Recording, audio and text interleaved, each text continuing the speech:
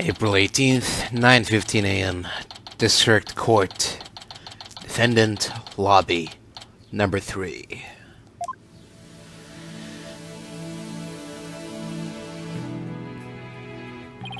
You okay, Athena? You've been really antsy ever since we got here. I'm just excited. This is my first real court case, after all. Yeah, a real ball of excitement she is. I know just what she needs. Athena! Didn't you ever learn about indoor and outdoor voices? Just trying to show you the best way to relieve your pre-trial jitters. By scaring the daylights out of me. No, I find that shouting "I'm fine" in a loud voice really relieves stress. It's part of my Cords of Steel voice workout, and a must before every trial. You want me to shout? Here. That's right. Here, I'll go first, then you try. I'm Apollo Justice, and I'm fine. Alright, I'm Phineas Sykes, and I'm fine.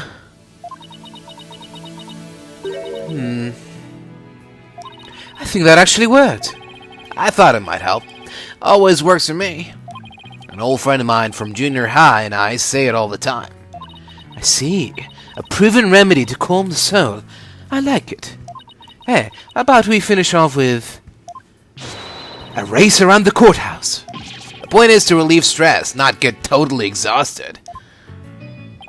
What's with all the racket, you two? Ah, Mr. Wright. Just a little voice workout. Hey, what's with the suit? Oh, this? I was thinking about getting my attorney's badge back, that's all. That's all? That's huge news! But why now? I have a feeling I'll be needed in the courtroom again sometime soon. But we can talk about that another time. No fair. Inquiring minds want to know. But wow. I'm so used to him in his usual laid-back clothes. That suit makes him look like $1 million. By the way, have you heard about the prosecutor assigned to this case? Yeah, he's serving time, but before that, he was a prosecutor. He also uses psychology? That's right. I've heard the rumors about how he was back... That's right. I've heard the rumors about how he was back before his conviction. Using the power of suggestion, he could make even the most stalwart defendants confess. Psychology in the courtroom. Been hearing a lot about that lately. So, he must be a pretty scary guy, considering he's a prison inmate and all. So they say. They also say he'll cut you down if you talk too much. Ah! I knew it was gonna be bad news. It's probably just hyperbole. At least, I hope for your sake. Wait, so is it true or not? Let's just say you should be concise and choose your words carefully. If you'd like to keep that head of yours attached to the rest of your body, that is. Yikes! Better tone down my Cords of Steel, too.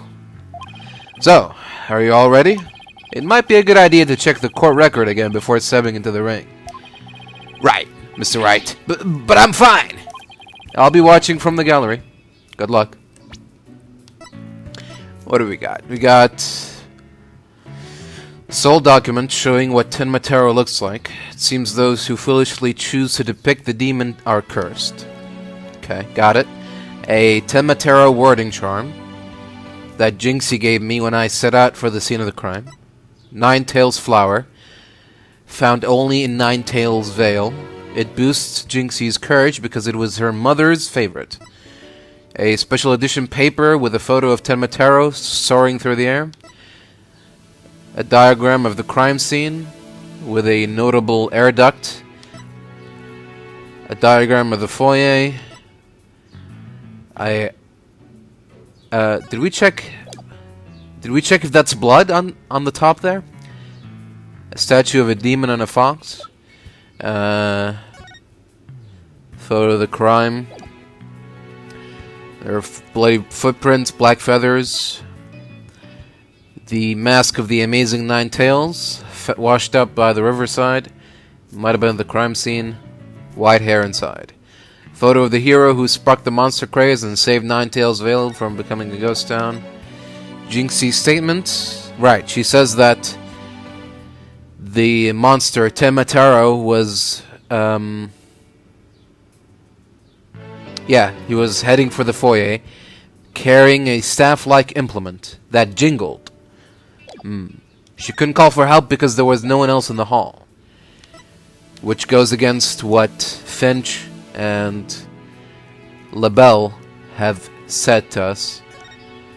There's also this. I'm sure this will also, be connected to the case somehow. TV listing. Filch's TV program guide. The afternoon wrestling match was a total disaster. Yeah. Alright. Good to go. Thanks! Okay, let's do this.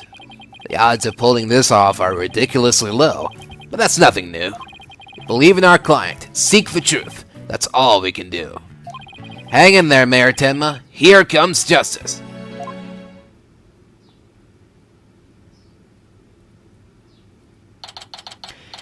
April 18th, 9:30 a.m. District Court, Courtroom Number 4.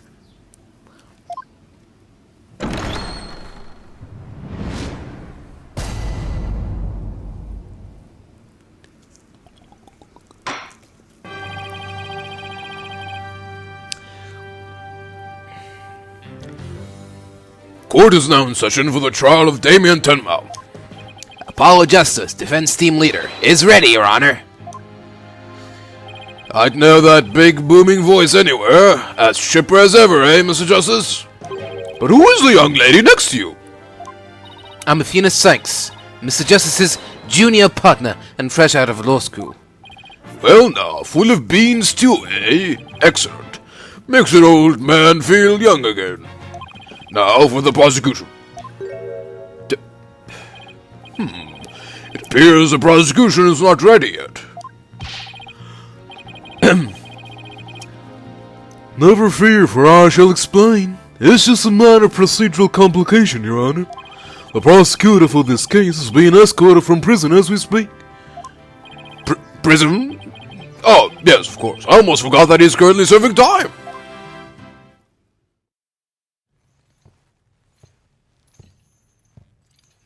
Yup, Prosecutor Blackquill's an inmate.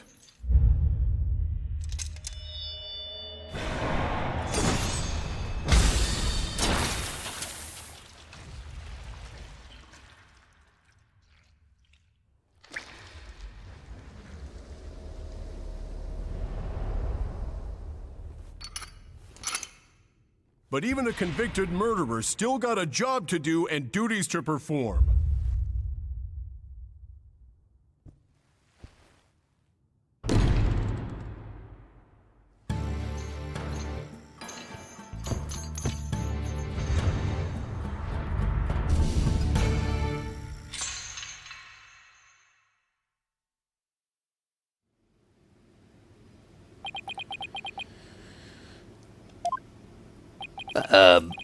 Who's that with his back to us over there? That's him. I'm sure of it. Prosecutor Blackquill. Is the prosecution ready?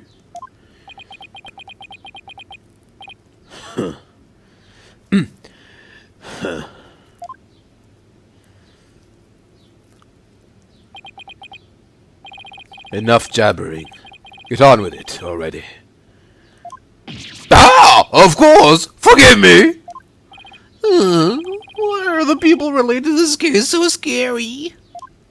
Very well, Prosecutor Blackquill. Your opening statement, if you... Ah! What's the matter? Must we continue to fritter away time like this? It is all right there in the indictment, an opening statement. It is all right there in the indictment. An opening statement would be pointless. Pointless? Oh, well... Looks like the cat, or in this case, the prosecutor, has the judge's tongue. But we need an opening statement as an overview of the case at hand. Well then, your boldness, if it is so very important, why don't you do the honors? Who? Me? There is a term for people who whine and fuss about how they need silly useless things. And then decide they no longer want them once it's theirs. A selfish old fool. How? Wait, was that the prosecution's opening statement? Old daughters such as you are a plague upon the young. I pity your poor grandchildren. Or is it greyed grandchildren? All these years, I thought the opening statement was the prosecutor's job. But I suppose I could give it a try. Might be a nice change of pace. What? He actually fell for that? That must have been the power of suggestion Mr. Wright was talking about. Ahem. The opening statement, huh? Let's see. The victim was Rex Cuby, alderman of Ninetales Vale, and the defendant, Damien Tenma, mayor of Tenma Town, is accused of his murder.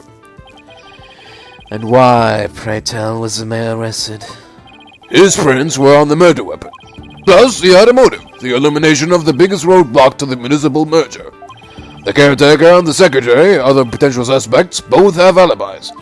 And his daughter, who is also in the vicinity of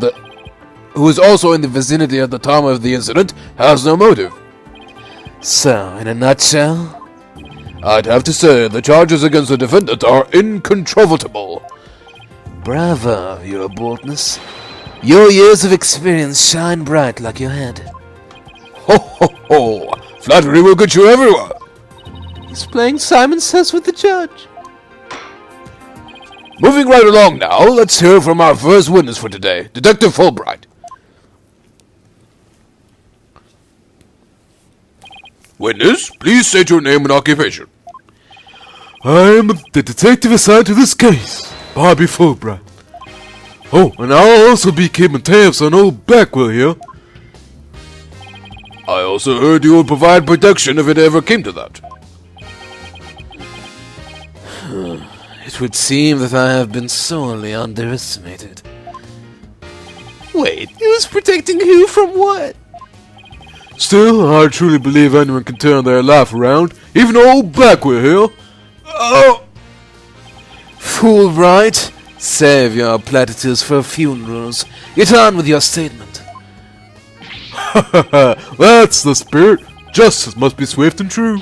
I see it in your eyes. There is hope for your rehabilitation and return to society. I will never give up. Oh, I will never give up on you. Prosecutor Blackquill doesn't seem to intimidate Detective Fulbright. Well, you know what they say. Ignorance is bliss. Oh, so that's why Detective Fulbright was assigned to Blackquill. He's so oblivious. Now, let's have your first statement, Detective Fulbright. You got it. But first, I'd like to say to the defense that justice will ultimately prevail. Okay, noted. Alderman Cuby was murdered with a spear that had been on the wall. The fingerprints of the defendant, Damon Tenma, were found on the murder weapon. At the time, Alderman Cuby was asleep from a drug he unwittingly ingested. Mayor Tenma attacked his helpless victim, impaling him like a human shish kebab. But the sudden pain jolted the victim awake, and he grabbed the statue and struck back. Uh-huh. Right. Alderman Cuby had been slipped some kind of sleep-inducing drug? That's right. The accused was scared because the alderman was a former pro wrestler. So he slipped him a drug to make sure he'd be out cold and defenseless. Oops. Here's the autopsy report to prove it. Question, did you do a drug test on the mayor? Because he could have been also knocked out. Stabbed with a spear. I mean, isn't like the shape of a spear similar to, like, I don't know, a knife? A blade, an arrow.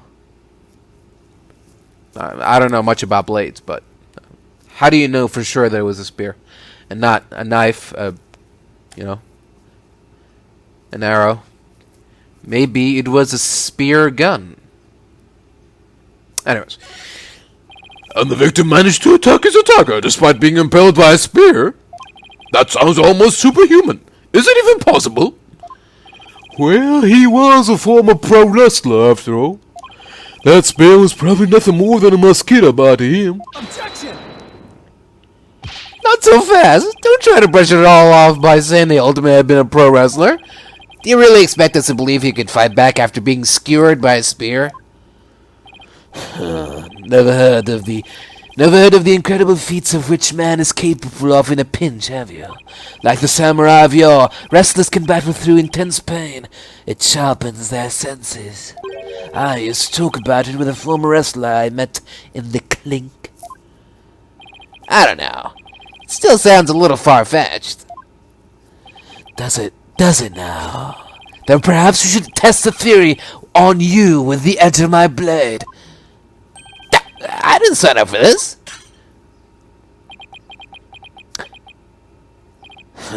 And so your life is spared.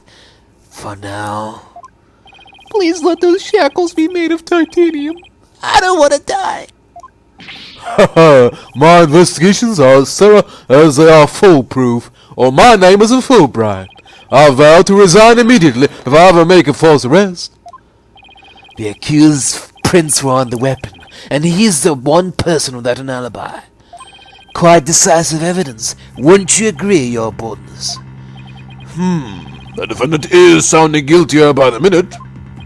Yes, the judge leaning towards a guilty verdict, and the trial's just barely begun. What's more, a curious rumor about the accused is making the rounds.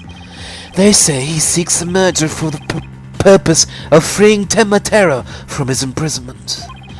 Truth be told, I can think of no real reason to show interest in that backwards bug. Perhaps he's a complete nutter and really does seek to release an imaginary demon. Either way, he's raving mad and more than capable of murdering the alderman. That mayor is a strange one, all right. I heard he went to a blood drive, but instead of donating, he tried to make a withdrawal. Hold up. There will be no gossiping in my court. Your Boldness, please take a gander at those charms plastered across his cranium. I hear they're meant to keep him safe from possession by the demon Tenma. Then again... perhaps he's already under the demon's spell. Behold! The lunatic appears poised to lunge at you at any moment. Eep! The rumors and quirks of Mayor Tenma have no relevance to this case. Besides, those charms on his head, they're just a fashion statement, I think.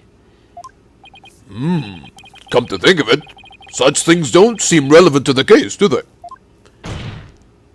The prosecution will refrain from dragging our client's reputation through the mud. Oh, what a dreadfully fearsome lass we have here. Phew, thanks for that lifeline, Athena. Careful, Apollo, he has the judge dancing in the palm of his hand. The power of suggestion is one of the more powerful tools in Simon Blackquill's arsenal. He's trying to manipulate everyone's impressions to suit his objectives. This guy really is bad news. In any case, it seems the victim did manage to defend himself despite being impaled. What sort of weapon did he use against his attacker? None other than this statue right here. It appears to be a statue of two strange creatures locked in battle. Two yokai, to be exact. One on one side is the nine-tailed fox, and on the other, Tenma. Quite interesting if you think about it. It's as though this very case were rendered in art. No prints. Interesting.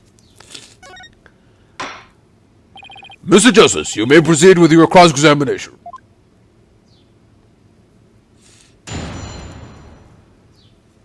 Alright, here we go. Alderman Cupid was murdered with a spear that had been on the wall. So, those weapons on the wall of the Fox Chamber, I presume those are real? Don't you think keeping real weapons around like that is rather dangerous? No matter what he collected, the Alderman insisted it be the real deal. For instance, he had a real demon's club in his possession. Apparently, one of his ancestors claimed it after defeating a demon in battle. What? It's gotta be an Old wives' tale. The Alderman had pure, unadulterated justice flowing in his veins. Whatever he did it right. We've lost a real champion of justice in his death.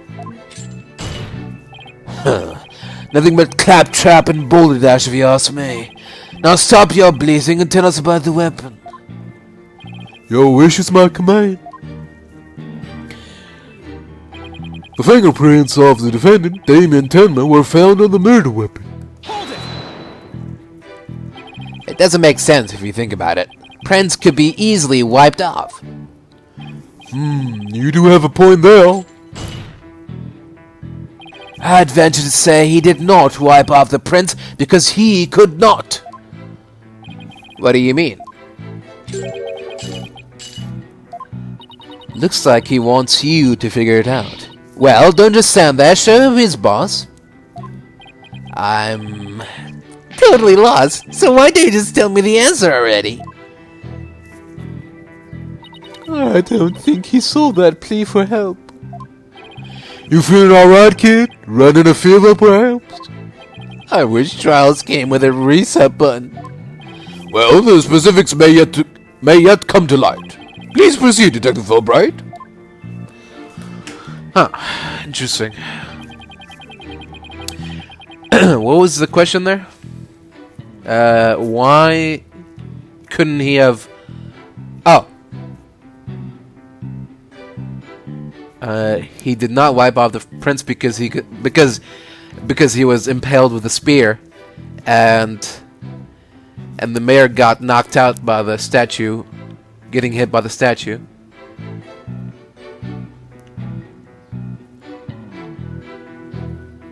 Right. But if that's the case, then how were there no fingerprints on the statue? Was QB... No, QB wasn't wearing gloves. Exactly. So, there you go. But we can't really do anything about this contradiction just yet. So, let's continue. At the time, Alderman QB was asleep from a drug he unwittingly ingested. Come to think of it, a coffee cup was found on the floor. Was the sedative in his coffee? Bingo! We found traces of a sleeping agent all over the inside of the cup. And that is why he was out cold. That is, until he leapt to his feet upon being impaled by the mayor. What a novel way to wake up. A rather stimulating eye-opener, if you ask me. I, too, would have risen to the attack, for to die in battle is the samurai way. Paradise awaits fallen heroes, but that hole in his stomach would make eating a challenge. Prosecutor Blackquill, please! Those morbid jokes of yours have no place in this court. Says the jester and detectives, guys. Moving right along. Mayor Tenma attacked his helpless victim, impaling him like a human shish kebab. So, the alderman was drugged because he was really strong. Did you see those rock-hard muscles of his? I'm surprised the spear even managed to pierce that armor like musculature. I admit I'm completely jealous of that righteous body of his. Well, he did look pretty buff, even in that suit he had on. Quite a difference when compared with a yellow belly like you. Yellow belly? Who even says that anymore? Yeah, the color's all wrong too. Oh, I know. How about a squishy red tomato? I move to strike both of your comments from the record. Mr. Justice's character is not the issue here. Now, let's get back to what happened after the far more muscular alderman was impaled. Yes, well, your average person would likely have died on the spot. But the sudden pain jolted the victim awake, and he grabbed the statue and struck back. Could he really have attacked his attacker after being impaled with that huge spear? Absolutely. After all, he was once a pro wrestler. The injustice of being drugged, then speared, was answered with a righteous counterattack. But does being a former pro wrestler make him superhuman? Absolutely. After all, he was one of the good guys, like a superhero on the side of justice. Even though he was retired, he could still don his superhero guise in times of need. Objection! You need to lay off the comic books, detective. We're talking about real life here. Setting aside the half-wits, flights of fancy, the fact is this. The court-ordered post-mortem concluded the victim moved after his skewering. So, he found the strength somehow to attack his attacker, huh? Detective Fulbright's testimony sounds airtight. No wonder he's so confident. No, he only thinks it's airtight. It's up to us to poke some holes in it. That part about the alderman fighting back sounds like a big hole waiting to be poked.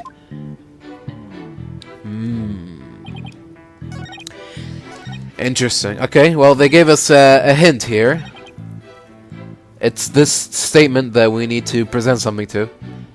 So, my guess is what? The first thing I had thought of is there was no prints on the statue. Explain that. Second thought is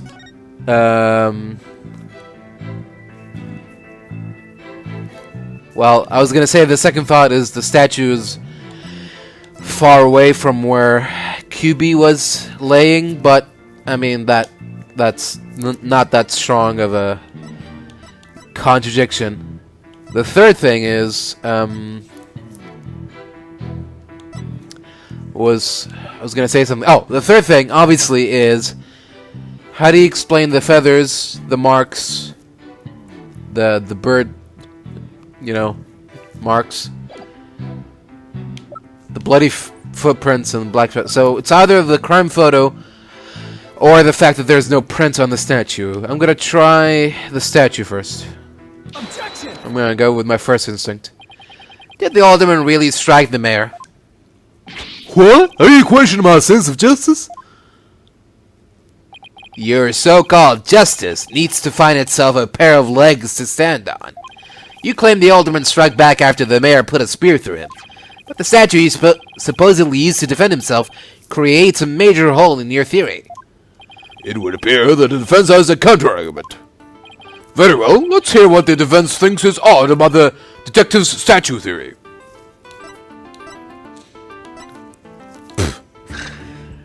I don't want to make any joke statements.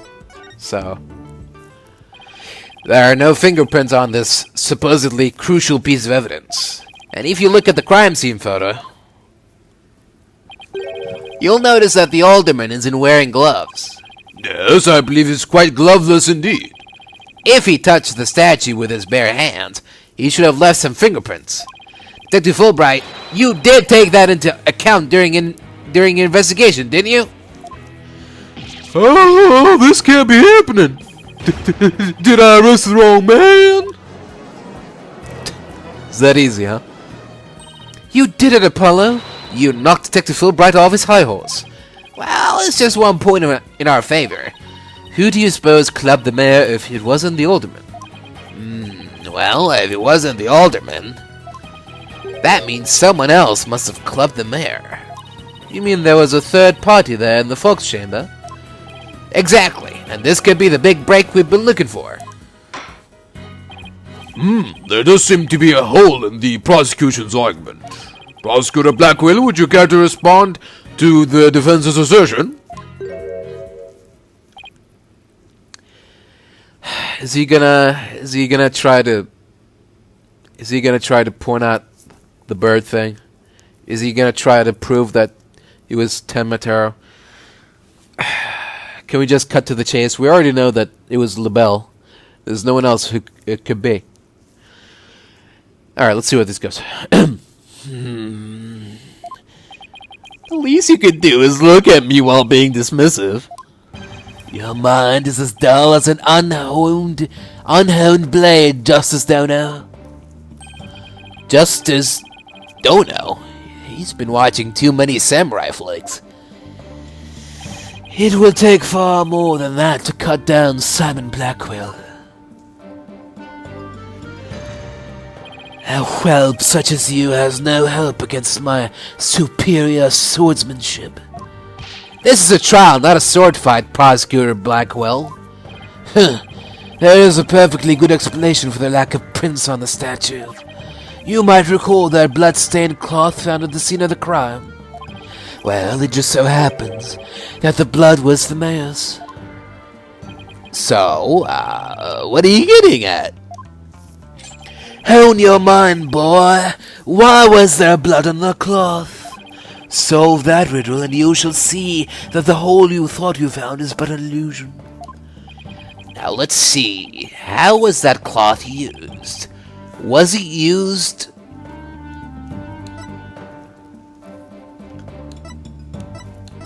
Okay. He covered the statue with the cloth, but why would an innocent man who was just stabbed with a spear put a piece of cloth on the statue so he doesn't get his prints on it? Explain that. Maybe the alderman wrapped the statue in the cloth. In short, he wasn't touching the statue directly when he used it to strike back at the mayor. Ah! Precisely. Bully for you, boy. Ah, here's nothing. Paulo, don't let him start manipulating you too. You just closed the hole for the prosecution. I did? I did. Right. That a statue warped in cloth would leave no fingerprints is as plain as day. But this also proves there are no holes in our theory of the alderman striking back. Nope, nope, nope. Nope, wrong. Oops. Come on. What? Why would it be wrapped? Now do you see how dull your mind is? I'll make sure to sharpen it next time.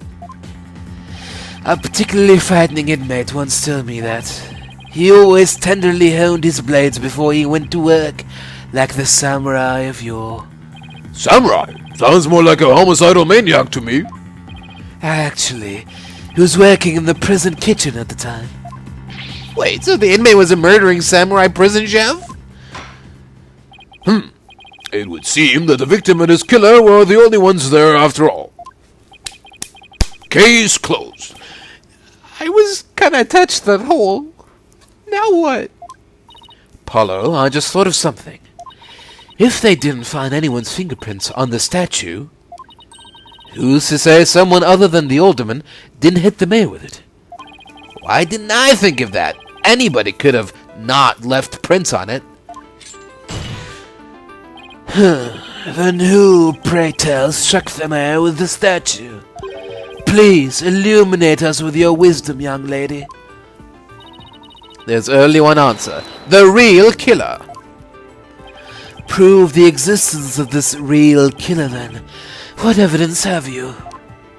Oh, I'll give you evidence, all right. Athena, are you sure about this? To borrow your words, Apollo, I'm fine. Take a look at this. Black feathers and tracks, allegedly from a yokai, were found at the scene. I believe they're from the third party who struck the mayor with that statue. Is the defense actually suggesting some sort of monster killed that alderman? That's exactly what I'm suggesting. Objection! No, Athena! You just lost what little credibility we had left. Ah! Sorry. I guess I got carried away. Mr. Justice, we've no time to deal with objections between members of the defense. Sorry, Your Honor. It's just, this kid's still, well, a kid. Ouch. You meanie, I'm reporting this to Mr. Wright. So, Is this court to believe that the feathers and tracks are from a yokai, as you put it? No, Your Honor. I believe they are a fabrication. The real killer wants us to believe some sort of monster murdered the alderman.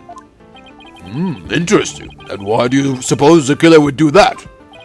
Why indeed? Mr. Justice, you seem as new to this as your partner is. Ouch! You big meanie. I'm reporting this to Mr. Wright. Hoy, Fulbright, explain to his boldness what these brats are missing. You know the who and why behind those feathers and tracks? What? You mean you can explain all that? Our investigative prowess is without equal. I'm starting to think I chose the wrong profession. Very well, let's hear about these so-called yokai feathers and tracks.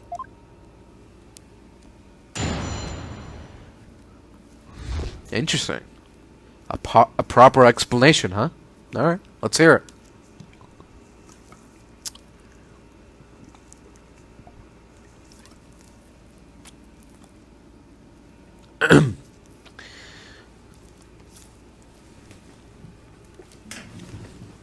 Excuse me.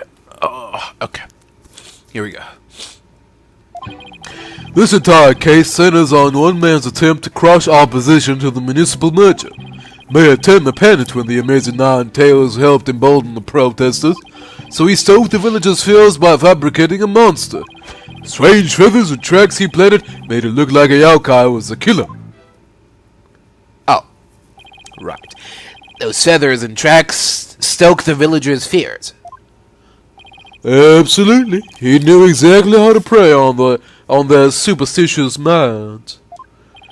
Those feathers only gave way to the idea that the alderman was slain by a demon. The accursed demon, Tenma, that is. Tenma who? Tenma who? Tenma, the legendary demon locked away in the village's forbidden chamber. From a young age, the villagers are taught to fear the great black-feathered demon, and thus were they blinded to other, more plausible explanations. Hold on for a second. Before we start letting our imaginations run wild, isn't there someone else that could be considered a suspect? Mr. Justice, please explain yourself. On the day of the incident, there was a special event held at QB Manor. And as part of this event, there was someone dressed in the likeness of Tenma. Obviously, this person is a much more likely suspect than any legendary demon. Objection! Dullard, you're playing right into the killer's mind games. What? Listen here, the feathers and tracks were merely red herrings. The villagers believe the murder to be the work of the real Tenma. However, the police believe that the person in the Tenma suit is the killer. Ah! The defendant sought to sow this confusion in order to deflect blame away from himself. However, he was knocked unconscious by the alderman, and thus our mentally deficient mayor was caught red-handed at the scene of the crime. So if he's knocked unconscious, then where did he get the time to put the bloody footprints in the feathers? Or did he do that before he stabbed? Okay, I guess you can say that he did it after he drugged him, but before he stabbed him? Sure. Objection! Do you honestly believe Mayor Tenma would do something so stupid? Objection! Yes. The evidence speaks for itself, Fulbright. Right, it was the man's last-ditch effort to stop the opposition before things got crazy. The amazing Nine Tails was fueling both the yokai craze and the anti-merger movement. Plus, he's one of the better-known mass wrestlers and the hometown favorite. That's why the mayor panicked and set out on the path of injustice. But do the people of Nine Tails Vale really believe the yokai is behind the crime? Yokai sightings are an everyday event there, so I wouldn't be surprised if they did. I must say, a crime that preys upon innocent, impressionable minds. Just so. A particularly silver-tongued inmate once had the following words for me. The innocent of heart are the easiest prey. You don't say! Was this inmate a con artist? He was the warden.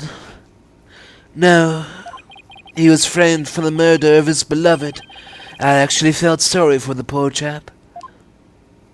Wait, so he wasn't the predator, but rather the prey?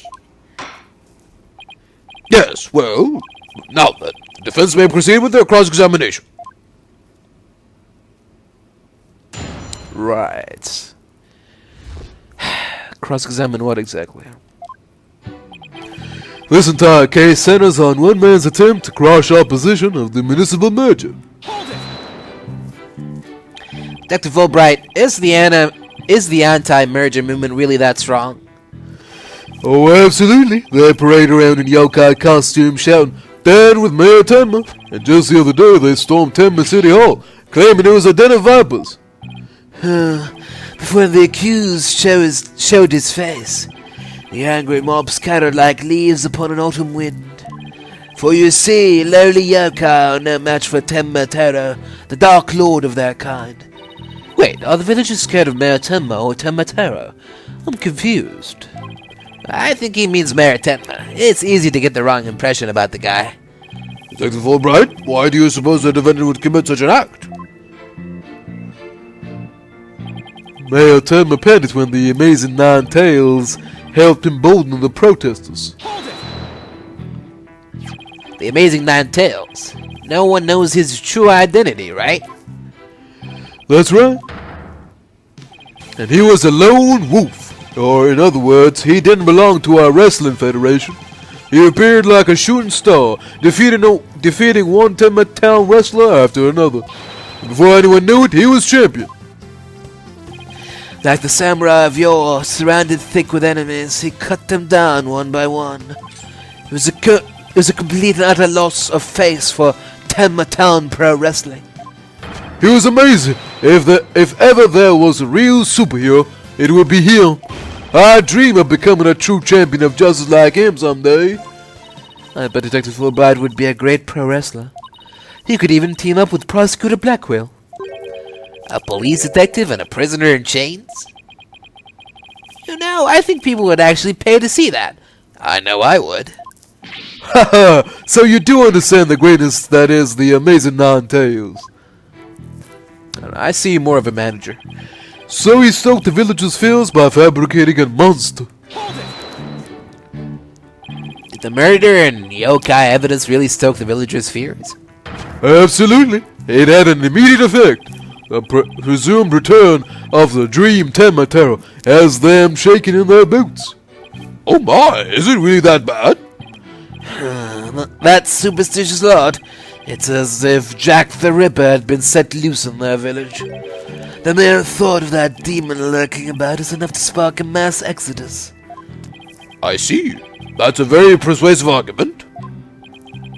Mere thought of his honor buying into Simon the Psycho Slasher's words makes me want to spark my own exodus out of the courtroom right about now.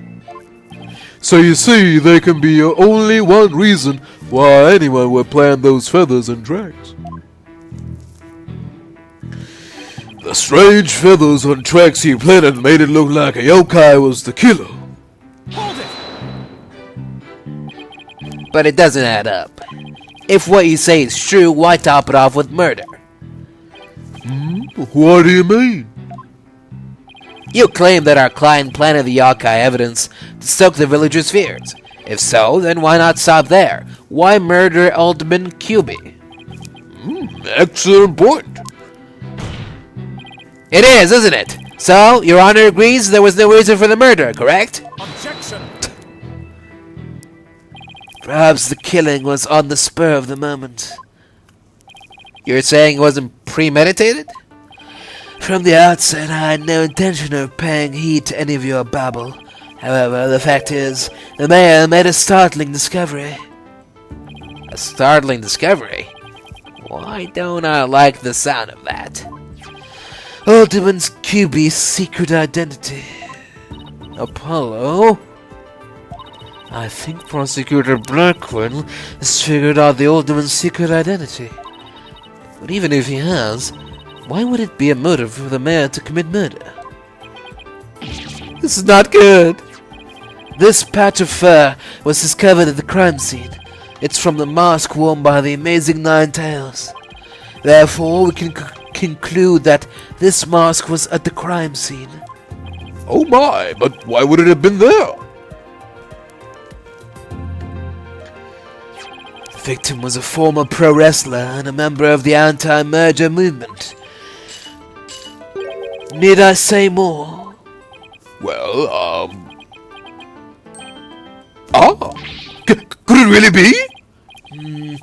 Your boldness has had an epiphany, I see.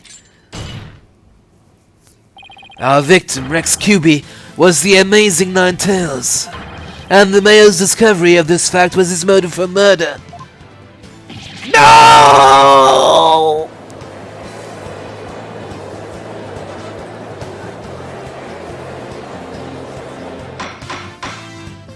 Order!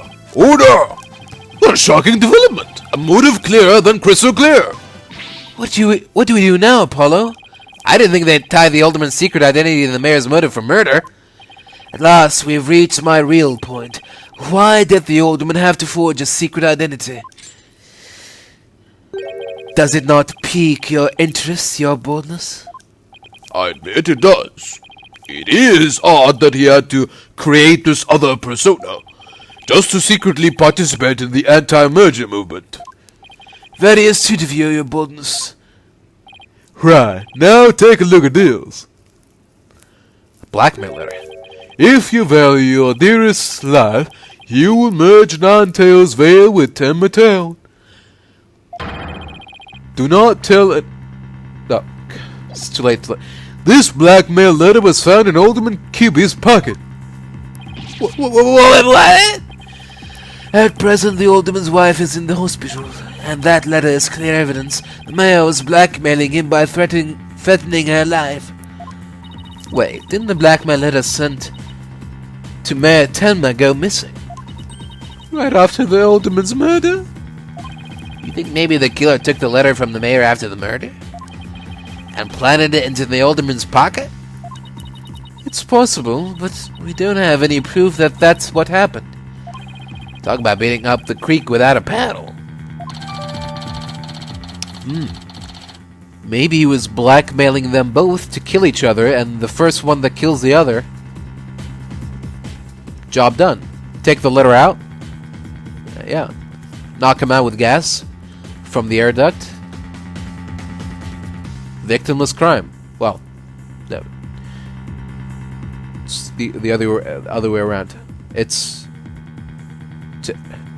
You know what I'm saying, right? He basically killed... He killed one, got rid of the other, without having to get his hands dirty. That's what I'm trying to say. Mayor Tenma would have made a clean getaway if he just left after planning the yokai things. But he was knocked out cold by his sudden decision to kill the Amazing Nine Tails. So, it was the Amazing Nine Tails' counter-attack that brought the entire crime to light. Let me read that again, fully. Do not tell anyone about this threat. If you do, consider your dearest... Oh, as good as that, okay. Wait a sec. Fulbright's claiming that the mayor killed the alderman after planning the yokai evidence, and that the mayor was knocked out cold immediately after that? Detective Fulbright, please add your previous statement to your testimony. Mayor Tenma killed the sleeping alderman after planting the feathers and checks. Right. So, let me get this straight. You believe the mayor planted the yokai evidence before... Oh, I get it. Okay. He couldn't... He could have put the feathers there, but he couldn't have made bloody footprints if there was no blood. Right. Got it. I see where this is going. You believe the mayor planted the yokai evidence before the murder, not after? Absolutely. And then he was knocked out cold by the alderman's last punch. He wouldn't have had a chance to plant the evidence after that. Something's not right here. Hard to believe that a stiff, humorless man like the mayor could be behind such a stunt. Arg, we have to do something, Apollo, before they pin it all on the mayor. We're gonna need to prove that Mayor Tenma didn't plan that yokai stuff. How are we supposed to do that? Should be easy enough.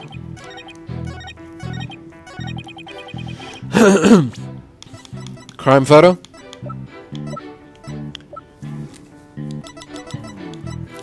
What's this? Oh, sorry.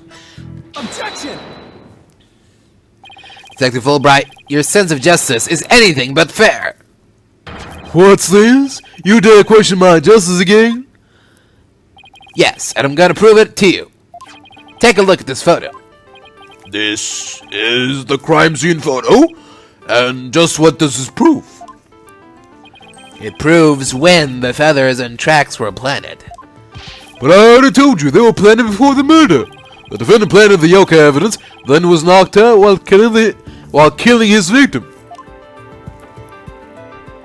But that would be impossible. If you look right here, it's clear when the feathers and tracks were left at the scene. Take that! Aren't you just pointing to the yokai feathers and tracks, Mr. Justice? Yes, see how the feathers are on top of the blood? And that too. And the tracks were made in blood? In other words, the yokai evidence could have only resulted after the murder. Then the mayor must have planted the evidence after killing the alderman. But you said it yourself. The mayor had been knocked unconscious thereafter. There would have been no time for him to plant any evidence at all. Therefore, there must have been someone else besides the mayor and the alderman at the crime scene. Oh, there must be some mistake.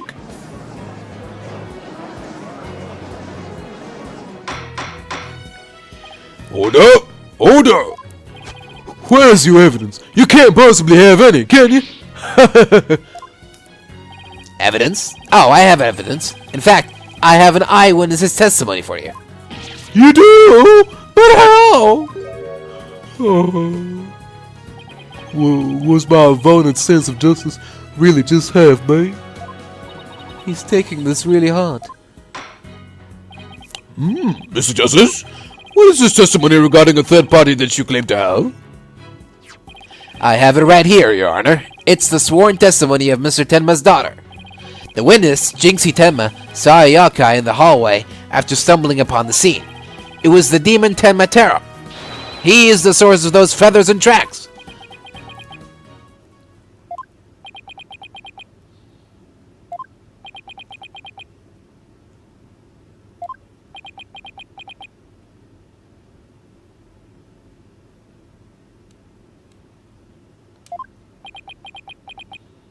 Will somebody please say something?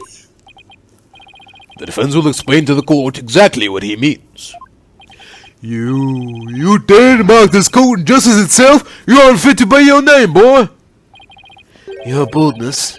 It appears our defense attorney here is delirious from exhaustion. Apollo, think of something quick before you are held in contempt of court. What do you think I'm trying to do?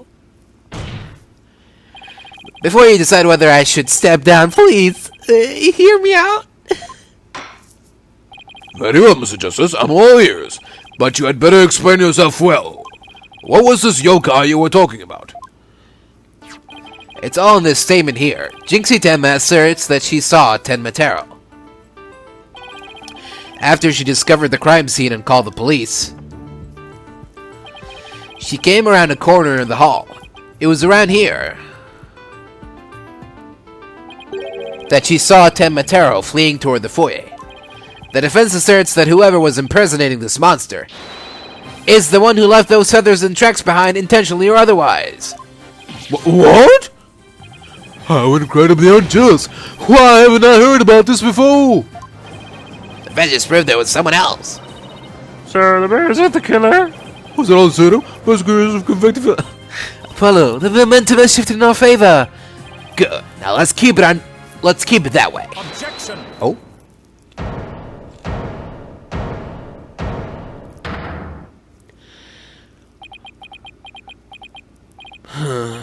Little do you realize, that there you're in the midst of a fray, your sword is broken.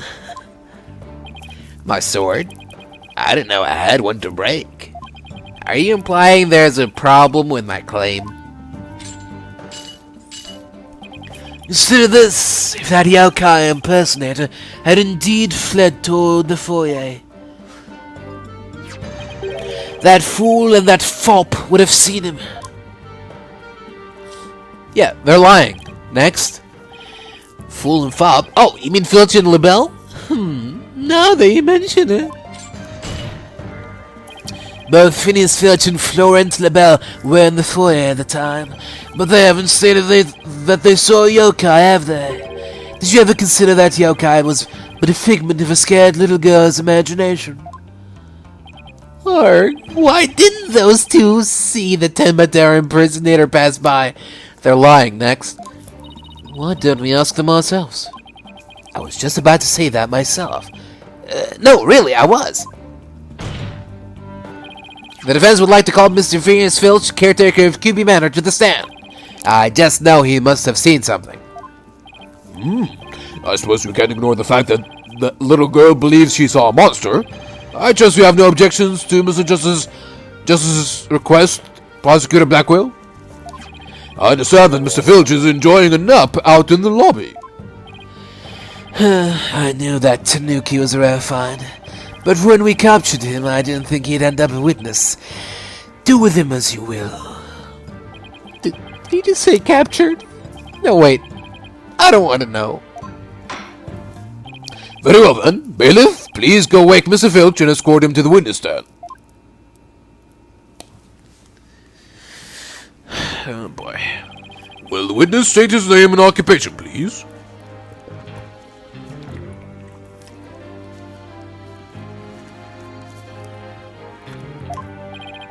Name's Filch. Phineas Filch, caretaker of QB Manor. Oh, and, this is for you, your lordship. Just a little something I thought you might like. Oh my, what a fabulous pair of shoes. And your honor will do just fine, Mr. Filch. Ah, so it's shoes again. Don't they belong to Detective Fulbright? Don't tell me Filch stole them again. They're all yours, your honorship, sir. What? But they seem awfully expensive. Yeah, too expensive for me, but I reckon they'd be perfect for someone like your honorship.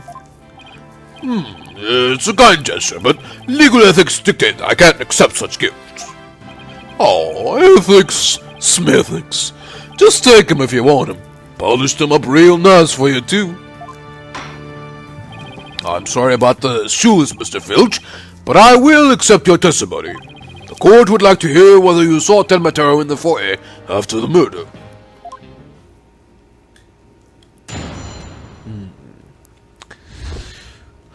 As long as LaBelle isn't around to shut him up, this should be perfect for us.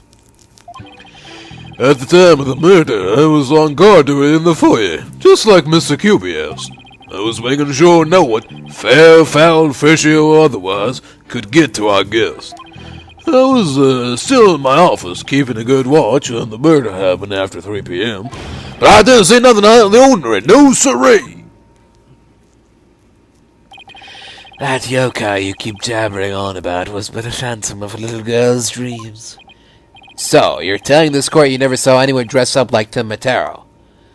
Yup, was guarding the whole time. That's the truth, the holy truth, and nothing, and never better the truth. Tenma? Nah, he don't really believe in all that yokai mumbo jumbo, do you? I certainly don't.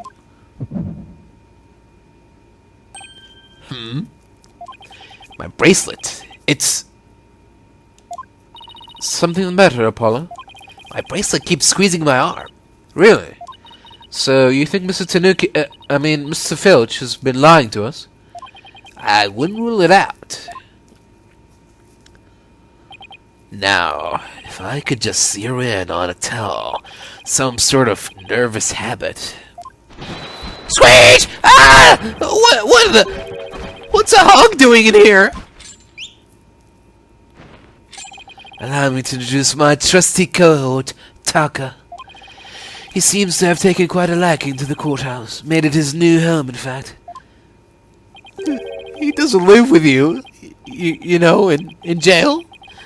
Who's ever heard of a courthouse bird? Taka simply loathes trickery and fraud. And that queer power of yours seems to have offended my dear bosom buzzard. This isn't some sort of trick or... Ah! I wouldn't be able to spot squat like that. Oh, what the hell is going on around here? Run for the hills! No pets or other animals allowed in the courtroom. No. Somebody help! Oh, he's merely having a bit of sport. He won't harm you, save when truly famished. In that case, Prosecutor Blackquill, you will ensure your feathered friend is properly fed. Looks like we have to do this the old-fashioned way. We'll be fine, I think. There was someone dressed as Tenma there. Filch should have seen him. We'll just have to put our faith in Jinxie's statement for now. Mr. Justice, please proceed with your cross-examination. Huh. an anti-magic bird. A magical ward bird. Sure. At the time of the murder, I was on guard duty in the foyer, just like Mr. Cupid is. Mr. Filch, why did Alderman QB have you handle guard duty? 'Cause he trusts me. I am the manor's caretaker, after all. So, you took said guard duty seriously? Let me tell you something about me. Yipes! Listen here, little Tanuki. Get straight to the point and be quick about it. The court wishes to hear what you did or didn't see in the foyer, and naught else. Yes, of course, sir. Right away, sir. Blackwell's got him completely under his thumb. Like I said, I was good in the foyer entrance that day. I was making sure no one, fair, foul, fishy, or otherwise, could get to our guest. So, no one could get to him. Sounds like security was pretty tight. That's 'cause there's always lots of sneaks and thieves around festival time. And the solution was to entrust the manor's security to a thief? That's not even funny. Maybe it's a matter of stopping thieves by hiring one. After all, it takes one to know one. I don't know, it seems more like letting the fox guard the henhouse to me. So, the witness testifies that he took his guard duty seriously? Yes, sir, your honorship, sir. I was still in my office keeping a good watch when the murder happened after 3 p.m. Did you really keep an eye on the foyer the entire time? Sigh, poor old Filch. Been working hard my whole life. Only to be smeared by some greenhorn in his fancy suit and silly haircut. Sorry, Mr. Blackquill, sir. Didn't mean to get off the subject here. Sheesh, Blackwell didn't even say anything. To answer your question, yes, I kept an eye, no, both of them, in fact, on the foyer. Okay. But I didn't see nothing out of the ordinary. No siree. Could you describe to the court who you would consider fishy looking? Someone all fidgety and shifty like, you know, like they're about to seal something. He just described himself. I wonder why Mr. Filch didn't see Tenma. Maybe Jinxie only thinks she saw Tenma. Or maybe Mr. Filch is lying.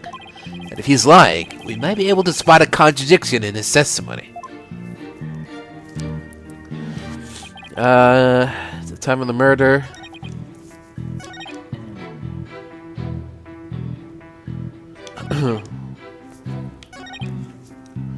I'm guessing both Simon 1 and 2 work, but This one has a specific hour after 3 p.m. TV listing. Objection! Don't lie to the court like that, Mr. Filch. Hey, it ain't right to bushwhack a fella like that. Unfortunately for you, I have evidence that proves you're lying. If you look at this TV listing here, you'll see that at the time of the crime, there was a pro wrestling match scheduled. Something you'd never miss. Ah! I didn't watch that one, no siree! I was doing my job, just like I was supposed to. This guy doesn't know when to give up. Mr. Filch, someone even circled the match. It was you, right? Yipes!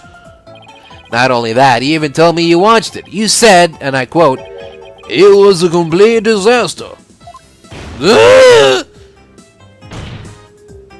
So, do you admit to slacking off?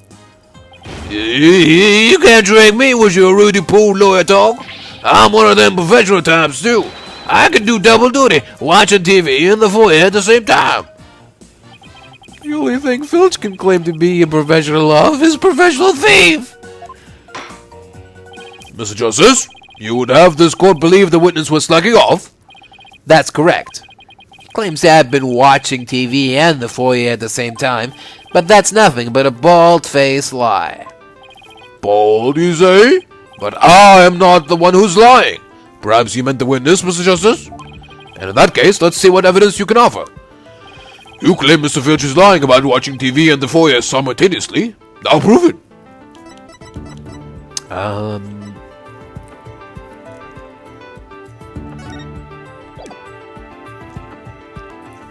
Oh.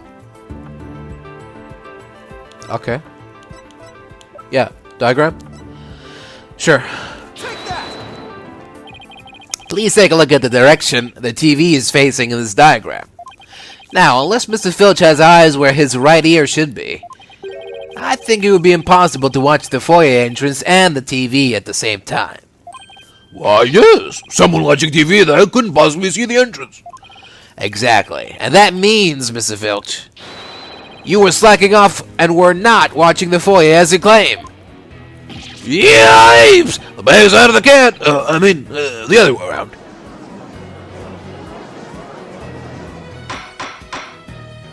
Order! Order! Order! Mr. Justice, is Mr. Filch's less than stellar work ethic relevant to this case? What do you think? It's very relevant because while he was slacking off watching TV, there really could have been a Tenma Terror impersonator in the foyer. Objection! What now? Granted, this Snooky wasn't lax in his duties, but he still had the foyer entrance covered. What are you talking about? This. I'm not a mind reader. Ah! Auditory sense. His eyes may have been slacking off, but his ears were still hard at work. Right, Tanuki? They were? Yes. Yes, they were. But you already admitted to slacking off. Now you say you weren't? My eyes might be lazy, but my ears ain't. I would have heard anyone in the foyer. You see, the foyer floor and stairway get all creaky squeaky when someone walks on them. Creak, creak, creak. Loud enough to wake the dead, I reckon. So, you're saying you didn't hear anybody walk by? Yup, my ears are working full time, so who's the liar now, you no good shyster? Lying thief calling me a shyster? This has to be the low point of my fledgling career. Gotta hand it to you, Mr. Blackquill, sir. You really are something else. I mean, you don't miss a thing. And them bags under your eyes, they're darker than mine. Fair warning, Mr. Filch. Taka is particularly fond of Tanuki. Should you lie to this court again, you may suddenly find yourself on the menu. Yipes! Please don't eat me, Mr. Taka, sir. The witness will henceforth testify truthfully under penalty of painful bird attacks. And with that in mind, the court requests that the witness revise his testimony accordingly. there will be no bird devouration in my courtroom. It's true, I was watching a pro wrestling match on the office TV. My eyes might have been lagging off, but my ears, they were working overtime. The floor there is all creaky and squeaky like. No way I would have missed someone walking by. So you see, there were no Tenma in the foyer. Done. Case closed. Superstition is the religion of feeble minds. Understand? A simple, rational explanation is best. Forget yokai, demons, and such. We must use common sense, for lacking that, our entire world would be but upside down. Says the convict prosecutor, who is totally a sign of the end times for the legal world. And besides, if there were any yokai roaming about, I'd nab them and sell them to the zoo. I wonder whether Jinxie was just seeing things. That seems to be the general consensus, but I'm sticking to my guns. But if we can't prove she saw Tenma, the mayor is sure to be convicted. Then we better hope my guns fire bullets, not BBs. But first we cross-examine the witness. No BBs in the courthouse.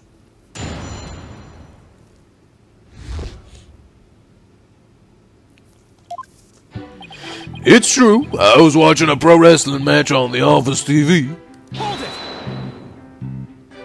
You are paid for your work, aren't you? So how do you justify watching TV on the job? But it ain't easy being me. I mean, I can't watch TV when we have visitors, and there's no way to record stuff. Sorry, am I supposed to be consoling you over your first world problems? If those are his only problems, he should consider himself lucky. I guess pro wrestling's serious business to Mr. Filch. My eyes might have been slacking off, but my ears, they were working overtime. You lied earlier about taking your guard duty seriously, didn't you? Oh, well, that ain't no harm in bending the truth a little, right? Listen to me, you Tanuki. Lie again and Taka shall feast upon that forked tongue of yours. Yipes! Sorry, just let me keep my tongue. Please leave it until we get the truth out of him in any case. You were negligent in your duties, were you not? Yes, sir, I was, sir. But it ain't like that. The floor there is all creaky and squeaky like. No way I would have missed someone walking by. So, you have pretty good ears, Mr. Filch. As good as they come, I'd say. Ain't nothing to hear a creaky floor. Plus, that Tenma makes a sound when he goes by. It's like a jingle jangle. Jingle jangle? How does he do that? It's that staff of his. There we go. That's what jingle jangles. What's he talking about, Apollo? Beats me, but I guess Tenma has a staff that makes noise. Come to think of it, didn't Jinxie mention something like that too? She said she saw Tenma holding a staff-like object that made a jangly sound. I guess that's the source of the noise then. Well, Mr. Justice, Mr. Filch says Tenma jingle jangles. Would you consider that vital information? Oh yeah. Extremely vital. I request that it be added to his testimony. If Tenma was to pass by, his staff would have gone jingle jangle. So, Tenma's staff makes a distinctive sound. Yep, like a jingle and a jangle. Wait, Jinxie says something like that. Something about Tenma making a jangly sound. I think we're missing something here, but I can't quite put a finger on it. Perhaps I should take a look at the court record again. Yeah, we already know this. So you see, there were no Tenma in the foyer. Please tell the court, what did Jinxie see if it was not Tenma? She's always going on about seeing this yokai or that. Just an act of imagination, I reckon. She won't even come near me because she thinks I'm sort of tanuki monster. Can't say I blame her. Fuck. Can't say I blame her. So, Mr. Filch, you chalk it up to a child's act of imagination. Yep. No Tenma or anyone else got in or out of QB Manor on my watch. Paula, what could this mean? Do you think Jinxie was just seeing things? Well, if that's the case, the details she provided were pretty impressive. But if we're to continue believing Jinxie's statement, we'll have to uncover Filch's lie. Right, or find out why he can't tell the truth. Alright, here we go.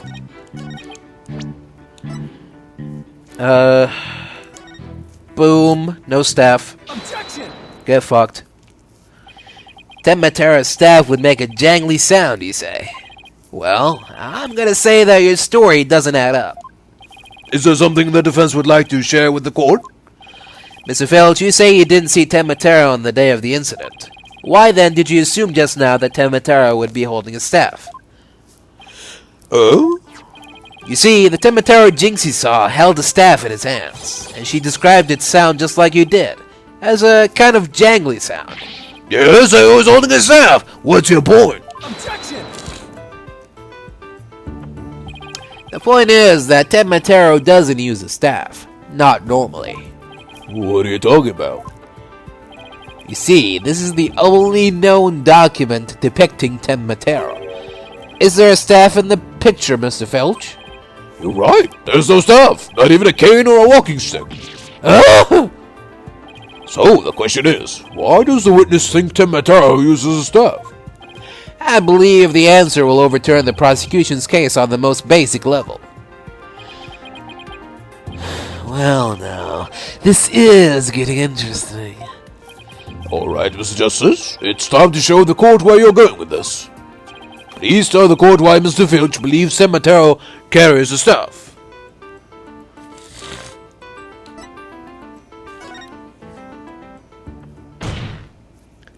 Mr. Filch actually saw Tenma right after the crime occurred. That's the only way he could possibly know about the staff. Busted again! Bloody hell, you just duplicitous little... Yes, how'd that feel, Blackquill? Not so fun when you're on the receiving end of the blade, is it? Admit it, Mr. Filch, you did see Tenma that day, didn't you? Well, I'm begging you, please don't make me say it. But clearly you did see Tenma. Stop stalling and testify to the fact.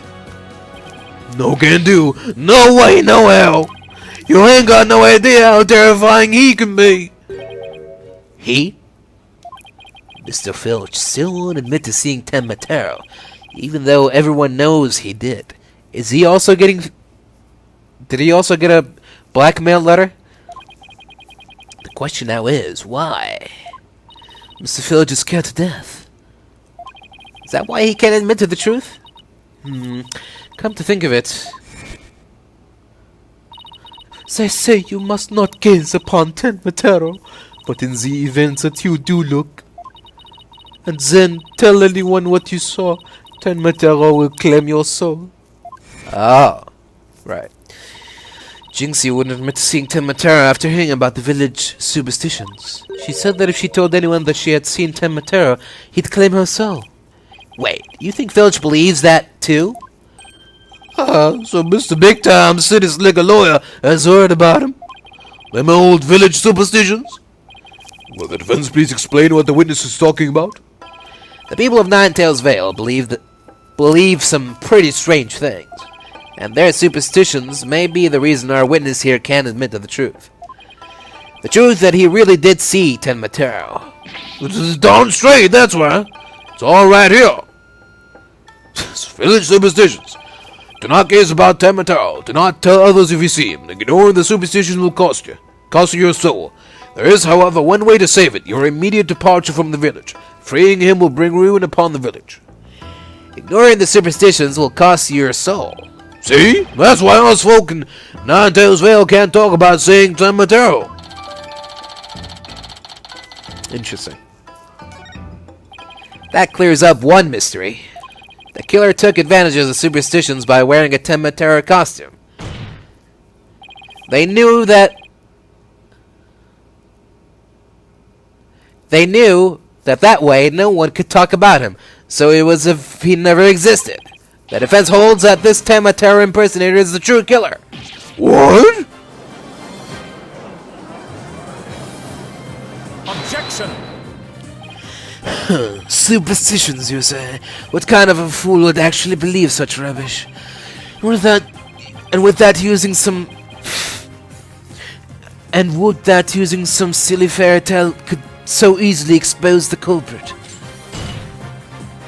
You'll need to come up with a more rational and common sense explanation than that. Objection! Your common sense seems awfully narrow-minded to me, Prosecutor Blackquill. Objection!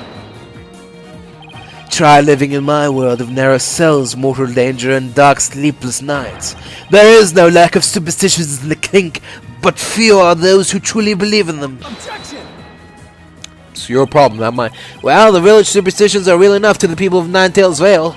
A life or death superstition might even make you a believer.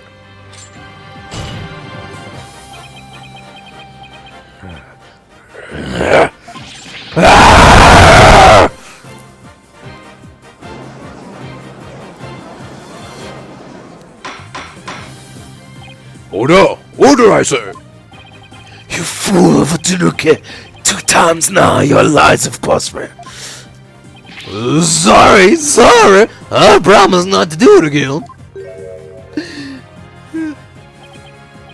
Taka, my fine feathered friend, have at him. Yipes! He's gonna eat me alive! Head for the hills! Ah, he took off. Bailiff, what are you waiting for? After him! And with your fastest men! That's certainly not something you see every day.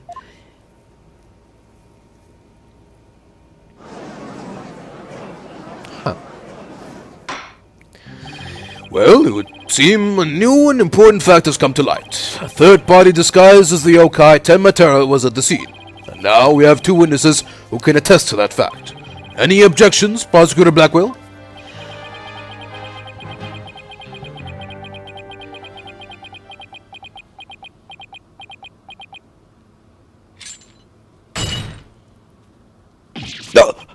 Uh-oh. What? Huh? Oh! His shackles! I'm too young to die! Justice Donna, long has it been since I have been forced to draw my blade. You had best say your prayers.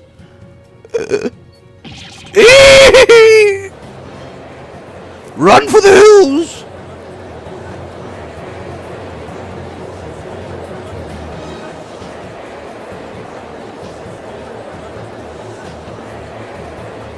Detective, do something! Have no fear, Fulbright is here.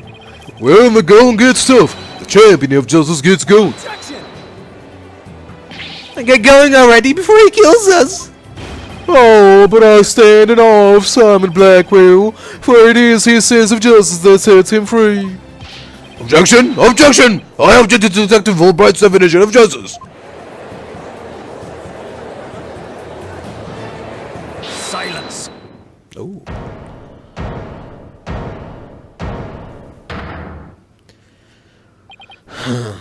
I'm not in the habit of cutting down unarmed cowards.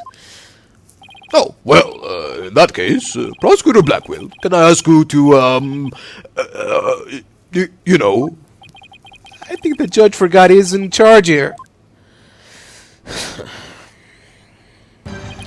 So, Justice Donner's assertion is this. Tenma Terror is the real killer, not Mayor Tenma. According to him, there was a yokai at the scene of the crime. Right, and that yokai, or rather, whoever was impersonating him, killed Alderman Cuby. Silence!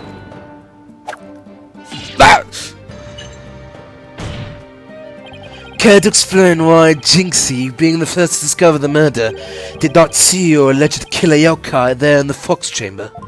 What? Oh, he's right. She said nothing about Tenma being in the fox chamber. Let me enlighten you. That little scamp heard a dying scream right before she opened the chamber door. And your point is? Upon opening the door, she found a freshly skewered murder victim, the alderman, and the homicidal maniac who had killed him, the mayor. No, there must have been someone else dressed up like that. Ah!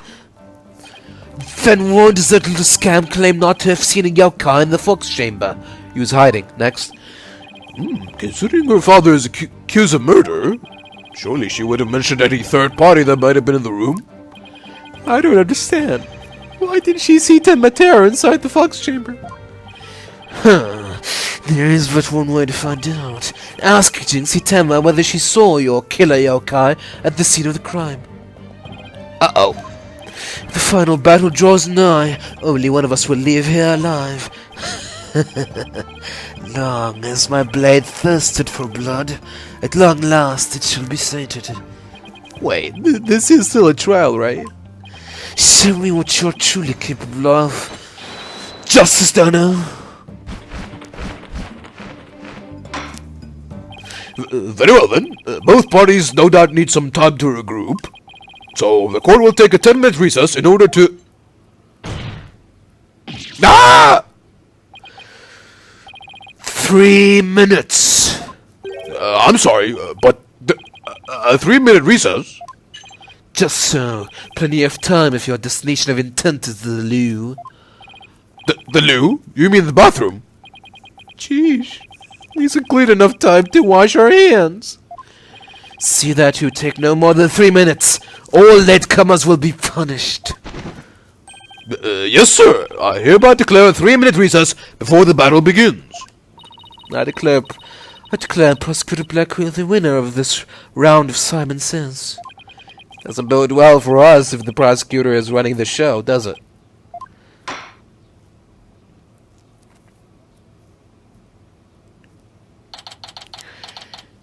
April 18th, 10:40 a.m., District Court, Defendant, Lobby, number 3. Alright.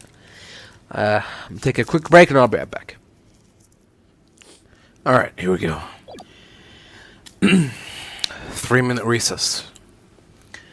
Might as well not have recess. He busted out of his shackles. Yeah, what was that all about? Guess they don't make shackles like they used to. Better be careful, Apollo. You've really brought out the samurai in him. Especially after you proved there was a Tenma impersonator at the manor. What's with that guy and the whole samurai act, anyway? Such fine swordsmanship. That is no mere act. Mr. Justice, it's high time I challenge this jailhouse prosecutor to a duel. No, wait. Let's save the dueling until after we prove your innocence. I suppose it could wait until later. Sigh. Does anyone remember we're conducting a trial here? Athena, I'm gonna go wash up. Remember what Blackquill said, Apollo. Don't be late.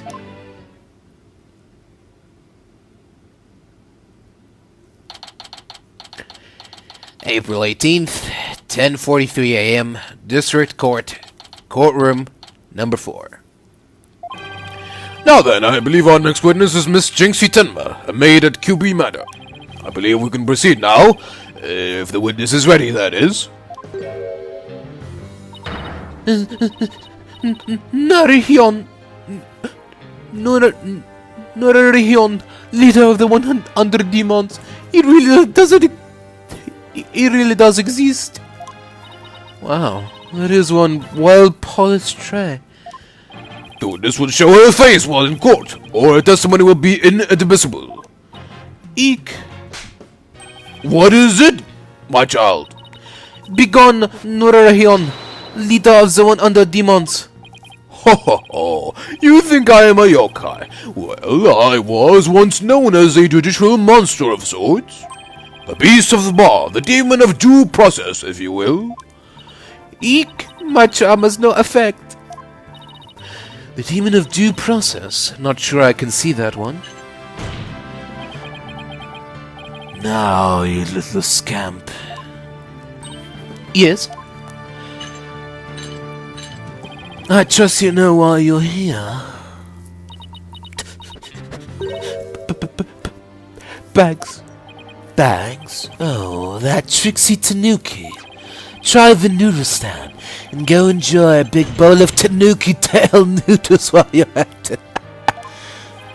Everyone's a comedian. No, I meant your bags.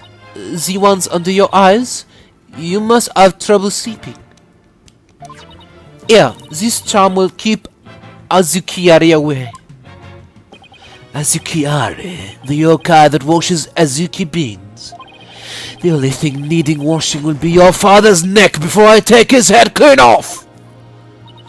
Azukari often keeps people up at night with the noise he makes washing beans. But if you stick this charm on your forehead, you won't hear him anymore. Is that so? Well, thank you. Looks like Prosecutor Blackquill got more than he bargained for. They're bad enough alone, but together, those two are just plain creepy. Your testimony, if you please, Miss Tenma. Specifically, whether or not you saw Tenma Taro when you discovered the crime scene. Alright. I'm not sure I want to know what she's gonna say, but I feel like we have no choice here. Did I see Tomataro in the Fox chamber? Well, when I opened the door, Shiva, I saw... Yes! Now I remember. Yokai! Right there in that room. So, there was a yokai at the scene of the crime.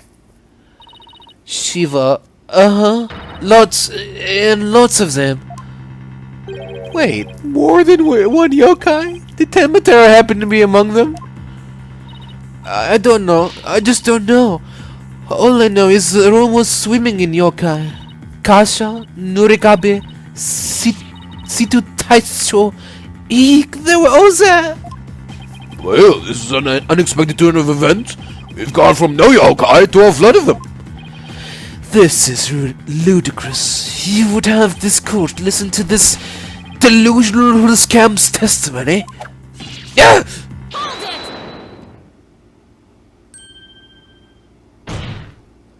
Your Honor, I believe her memory is simply clouded by fear, but a quick therapy session should ease her mind.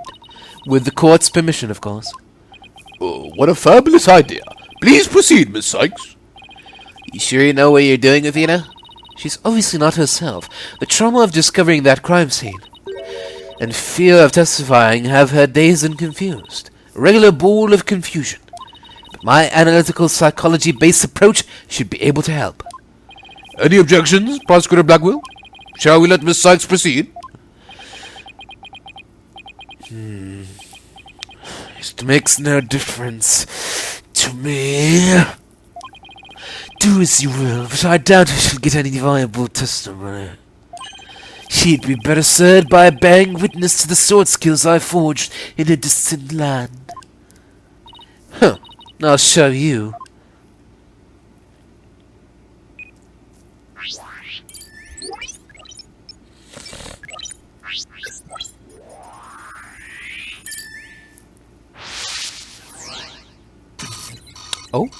Oh, what's happening?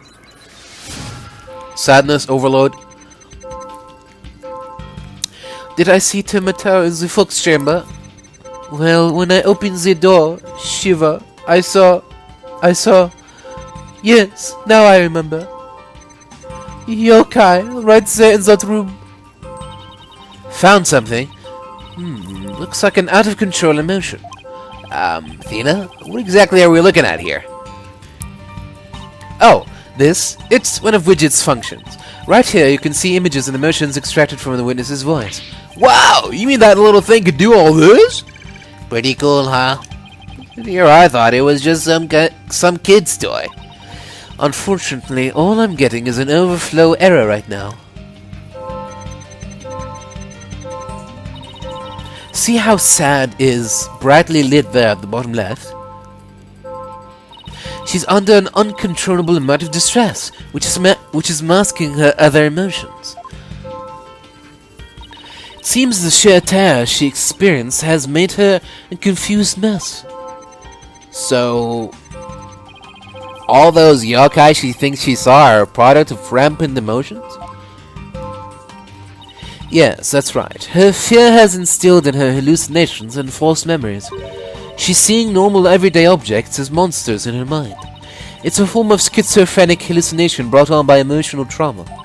And the trauma in Jinxie's case is fear.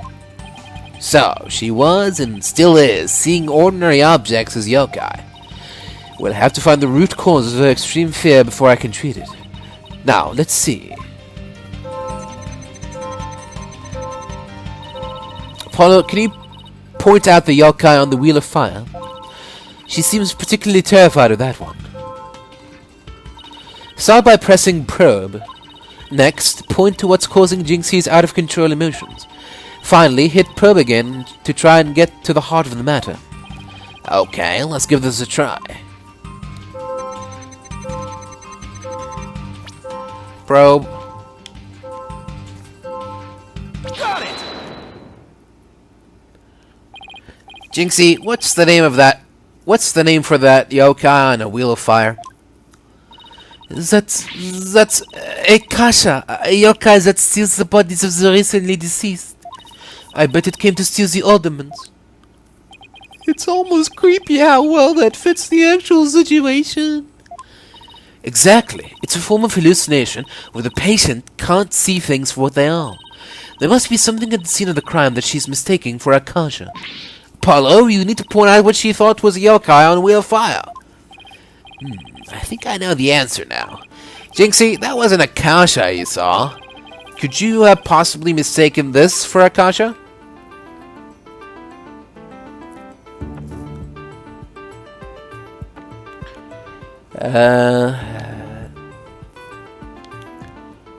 Maybe this?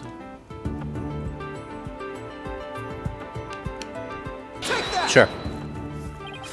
This is what you mistook for a kasha. What? That thing? No. I'd never mistake that for a kasha. Really? You have to consider what a kasha looks like, Apollo. Think, brightly blazing wheel near the ceiling. Okay, let's give this another try. Oh, okay, so she didn't see an animal, she just saw the Wheel of Fire. She saw the chandelier. Okay. I was overthinking it. No problem. The light fixture. This one right here. It has a flame design and is up there on the ceiling. There was never a yokai on a Wheel of Fire. The kasha you saw was just a light fixture. Eek!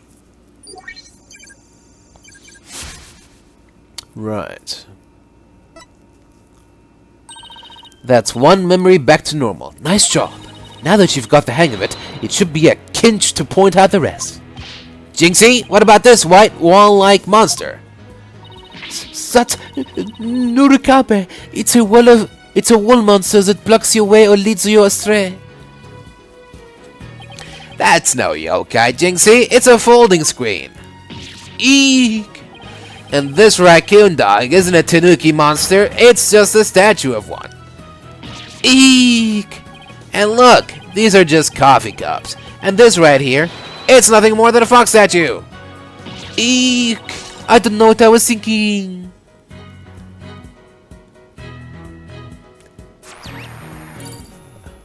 Okay. You did it, Apollo. Her extreme fear is under control now. It was all just my eyes playing tricks on me. There weren't any yokai after all. See? A clear-cut statement. That's the power of my psychology and your intuition, Apollo. And just like we thought, there never really were any yokai in the Fox Chamber. Right. There never really were any yokai there. So, the defense is asserting the exact opposite of their original assertion. Wait.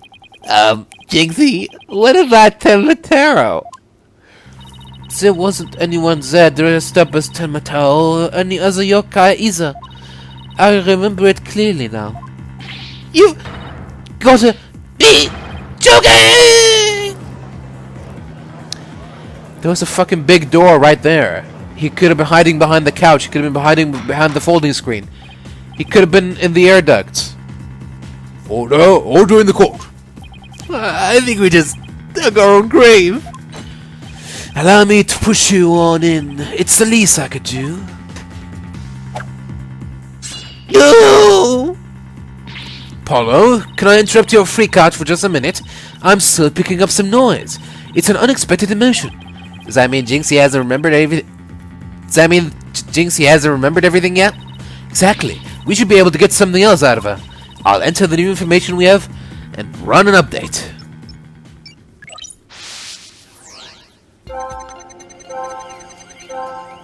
Did I see Tenma into Fox's chamber?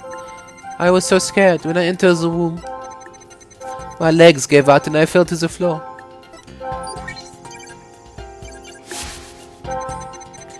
There in the Fox chamber I saw Shiva, the alderman dead on a table, and Papa collapsed in a chair. Nobody else was there, and that includes Tenma.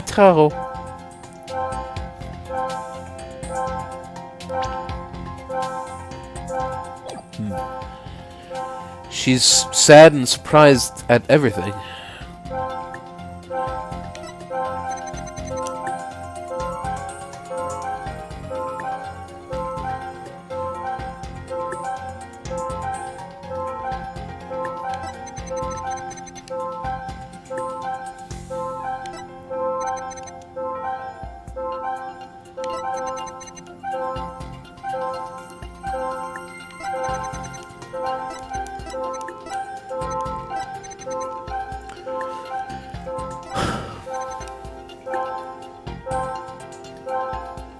Okay, I guess if I have to be nitpicky, why would she be surprised that she saw no one else there? I guess. Let's try that. Got it! This seems like an unnatural reaction. Really, because I don't see it that way. So it isn't unexpected giving her testimony. Hello? Is there anybody in there? Just nod if you can hear me. Yes, there is someone at home, and that someone is gonna try that again. Okay. Did I see Tenma? I was so scared. My legs gave out and I fell. There in the Fox chamber I saw Alderman at a table. Present the crime photo, the feathers. Oh, we can't present. What the fuck do we do? Wait, what am I supposed to do? Try to find the emotions that contradict her statement. So if I find a contradictory emotion, I should point it out? That's right. But it's not just contradictory emotions you should look out for. You should also keep an eye out for sudden changes in an emotion's intensity. Her emotions might get stronger or weaker as you move from statement to statement. It's important to compare how the same emotion changes throughout the testimony. Contradictory emotions and changes in intensity. Okay, I'll give it a shot. Okay, this is high sadness, low surprise.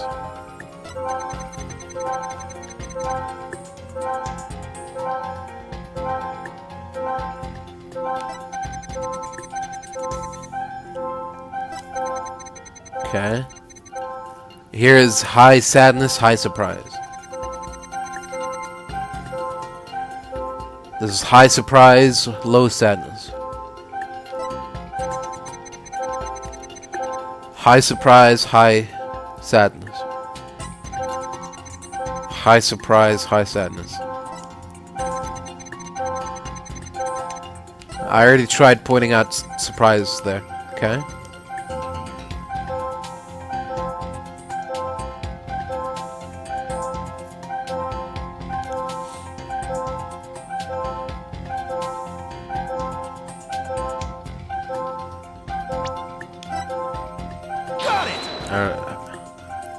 I think that'd be expected, not unexpected.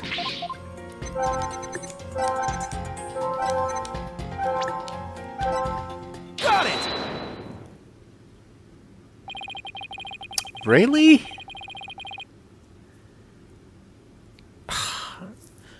Now that's nitpicky.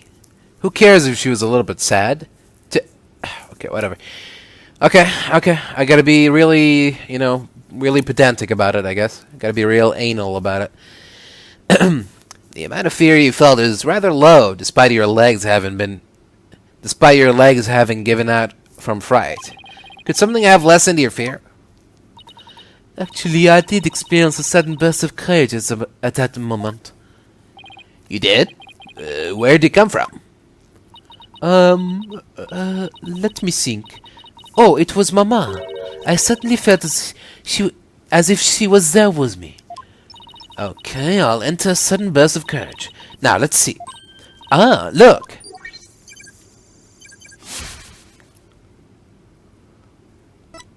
Okay. Apollo, the noise is all gone. Jinxie seems to have remembered everything now. Uh-huh. A sudden burst of courage. Now, where could that have come from? Jinxie, was there something that gave you a sudden burst of courage? Yes, there was, but I realized I had done something naughty when I thought about it later. Any idea what could have given Jinxie that courage? Well, there is one piece of evidence that comes to mind. I wonder if she saw something like it at the scene of the crime. Jinxie, did your sudden burst of courage have anything to do with this? Jinxie, you didn't happen to see a nine-tails flower there at the scene, did you? The demon lawyer strikes again! I can't hide anything from you. I found a small case with the picture of Nine-Tails flower on it. I liked it so much I kept it. You what? You can't remove evidence from a crime scene. That's right, young lady. Removing evidence is a big no-no. Now, the witness will produce that evidence this instant. Sorry. It does seem to be some sort of case. Oh, look, something slid out. It appears to be a key. Let I have a look, your boldness.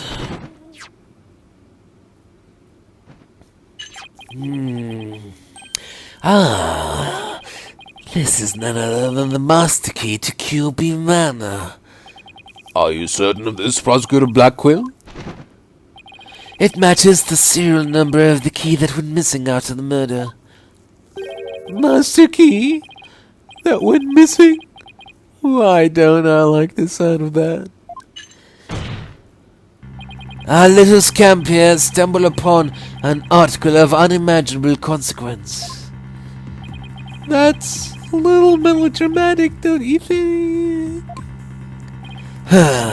Heed these words, for I shall say them but once.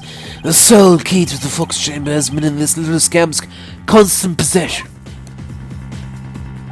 Ergo, she was the sole person who could use it before, during, and after the murder.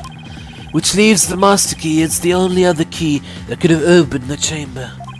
But this master key was found in a room that had been locked by this girl. And your point is? Until Jinxie Tenma opened the Fox Chamber with her key, the room had been locked tight from the outside world, and there was no one else in there, save the victim and his killer, Air duct. I trust you have figured it out for yourself by now. A killer other than Mayor Tenma himself would be utterly inconceivable. No!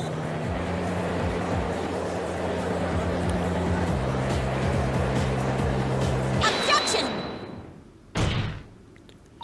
How could this happen? This assistant will refrain from growling her frustrations. Athena, are you alright? I know Mayor Tenma's innocent, but there's nothing we can do. This sucks. Sykes, don't know. Allow me to put you out of your misery. Can I decline your offer? Abandon your client in your misplaced faith in him. Let the relief of a clear head and a clean conscience come rushing in. That will make the inevitable guilty verdict far easier to accept. Great. Now he's playing Simon Says with us. Well, he's not gonna fool us with his stupid mind games. Athena, don't fall for his tricks. Now I'm the one who stays and confused. I can't even think straight. Hey, are you alright? She fell right into his trap. Now, I suggest you make a mad dash from the courtroom and into the wild blue yonder. Only by running shall your mind be cleared and your conscience cleansed. All right, I'll be back in 10. Stay with me, Athena. Don't let yourself be twisted by that samurai. Apollo? Mr. Justice? I heard the word objection, but what is it you object to? Huh? Oh, right. That objection was more of a reflex than anything else. Though I was hoping something would come to me while I was trying to stop Athena. The court is waiting, Mr. Justice. Though, as it stands now, I'll be forced to declare your client guilty and your legal skills suspect if this is it. Now, do you have anything that could overturn the prosecution's case? Well, actually, I do. I'm Apollo Justice, and I'm fine. Apollo, you do have something more than your cords of steel, don't you? Not really, but we'll be fine. But I've got absolutely nothing. That's never stopped me before. I have to explain how the real killer could have escaped that locked room, because it's all over if I don't. Apollo, this calls for a new approach. Try to think outside the box. Or in this case, inside the box. And what a doozy that locked room is, too. Well, Mr. Justice, do you have anything that can counter the prosecution's argument? You bet I do. The real killer must have escaped from the locked room one way or another. Vague conjecture should only earn you a taste of my blade, Justice Donor. Time to do or die. Literally. The defense will now explain how it would be possible to escape the locked room. You sure about this, Apollo? Can you really explain what happened? I'm fine. We just need to think this whole escaping a locked room thing over from the beginning. So, let's see. If the killer had escaped, how could they have done so? The choices are pretty limited. The room has a window, but it's a pretty long fall. It doesn't open wide enough for anyone to get through, and there's a sheer cliff outside. As for the air vent, it's up too high, and there's nothing you could stand on to reach it. And needless to say, the forbidden chamber wouldn't open no matter what we did, so that's out. Yeah, that's why you gotta keep the solution simple. Like they say, simple is best. We need to rule out all of the absolutely impossible escape routes. Then whatever is left just might lead us to how the Fox Chamber was compromised. Your Honor, the defense proposes that the killer escaped through here.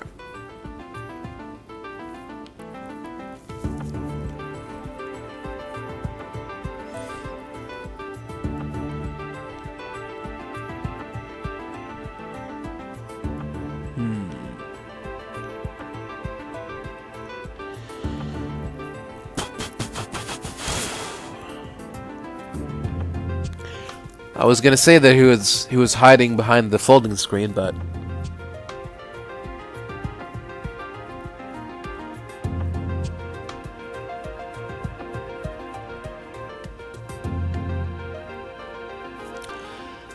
what other option do we have? If the air duct is too high, the window is too high, and the forbidden chamber is locked, what is the other option?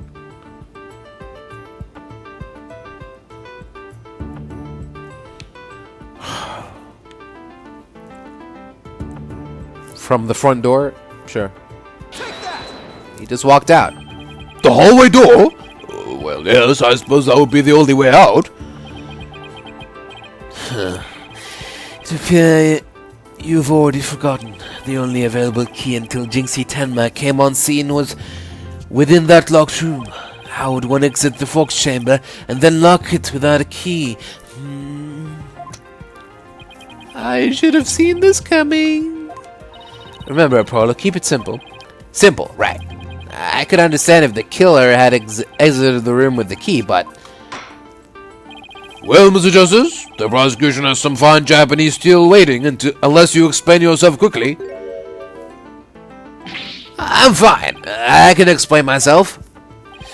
The reason the Fox Chamber's hallway door was locked was because...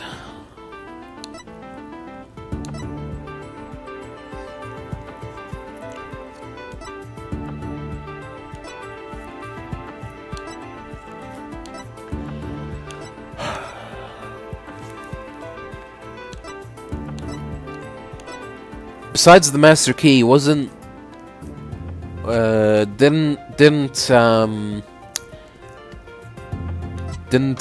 Finch have a key too? So, okay. It was either locked from the inside by Tenma or by the perp.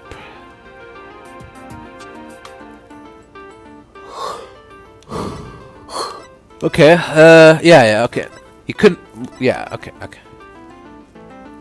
If Tenma locked from the inside, then the perp would have to unlock it. Yeah, and he can't take the key with him because he was there. Yeah, so it had to be from outside. Right? What if the room was locked from the outside? In other words, the killer took the key through the hallway door, then... Ah! Consider this. The master key was found inside the tightly locked Fox chamber. Any assertion that the key was removed from that room is a blatant contradiction of fact. Exiting the room before locking the door would require taking the key outside, but the key was found inside the room, which does seem like a contradiction. If only we could explain both, like how the key could be inside the room and be used to lock the door from outside. Well, let's see if the defense can respond before Prosecutor Blackquill draws his sword. How could the master key be at the crime scene despite the room being locked tight?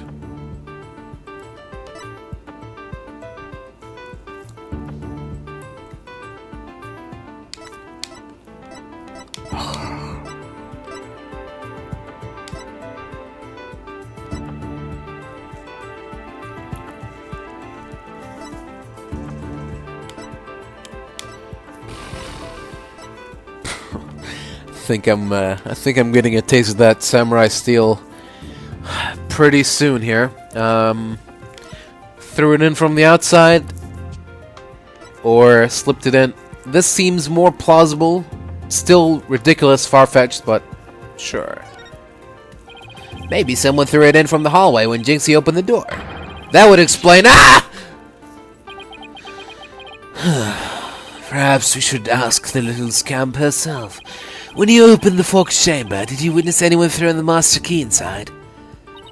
Sorry, I didn't see anyone else there. Oh. What a pity. Or perhaps you intend to accuse the witness of murder? You leave me no choice. A penalty for random speculation and lack of foresight. How could have someone gotten the key into that locked room? Let's try that again. How could the master key be at the crime scene despite the room being locked tight? Don't. What if someone threw it into the room from the outside? You know, something like go out the hallway door and lock the room and then toss the key back in through the window. That would explain how the master key could be inside the locked room. And where would you throw it from? There's a cliff outside the Fox chamber's window. Throwing the key in from there is an impossibility. Not if you have a bird. Oh, right! I wonder if the key could have been tossed in from somewhere other than the window. Somewhere other than the window? Could the key have been tossed in through somewhere other than the window? Ah. The air vent? Yes, the window may be out of the question, but the air vent's not. Oh, that's right. The Fox chamber's air duct leads out into the hallway. That's right. The real killer entered the air duct from the vent outside the Fox chamber, then dropped the key into the room through the vent inside the chamber. That That's preposterous. Ooh, that explains how the key got in there after it was used to lock the door perfectly. Mr. Justice, I'm afraid I'm a bit confused. Don't worry. I'm confused too. I'll explain it so even Your Honor can understand. First, the real killer, disguised as Tenma, murdered the alderman in the Fox Chamber. Then they fled the room through the hallway door and locked it. Next, they entered the air duct from the vent outside in the hallway. Finally, the killer tossed the key into the room through the air vent in the ceiling there. All that was left to do after that was go back through the duct and flee the manor. Well, Your Honor, could that be any clearer? Amazing! Even I could follow that. The judge seems really pleased. That explains everything. The real killer was someone dressed up like Tenma, and there was someone else other than the mayor and the alderman in that room. Hey, looks like that lawyer is being the jailbird prosecutor. Whoa, that was a total turnabout. That master foreigner of his seems so much more attractive now. Order! Order! Order, I say! Now that I've proved a possible third party, I don't see how our client could be guilty. Silence. A valiant effort, Justice Theodore, but your final thrust missed its mark. Ah? Both that little scamp, the Jinxie Tanuki, saw the yokai after it left the room. But then what? Did that irksome yokai simply go through the foyer and waltz right out the front door? That's exactly what happened. The killer fled from the... Ah! But that is impossible. Without being spotted by the foyer security camera, that is. The electric eye here would have captured any pesky little yokai trying to escape. However, there is no sign of Tenma anywhere in the security footage. What? Save for the foyer entrance, there is no other way to flee the manor, is there?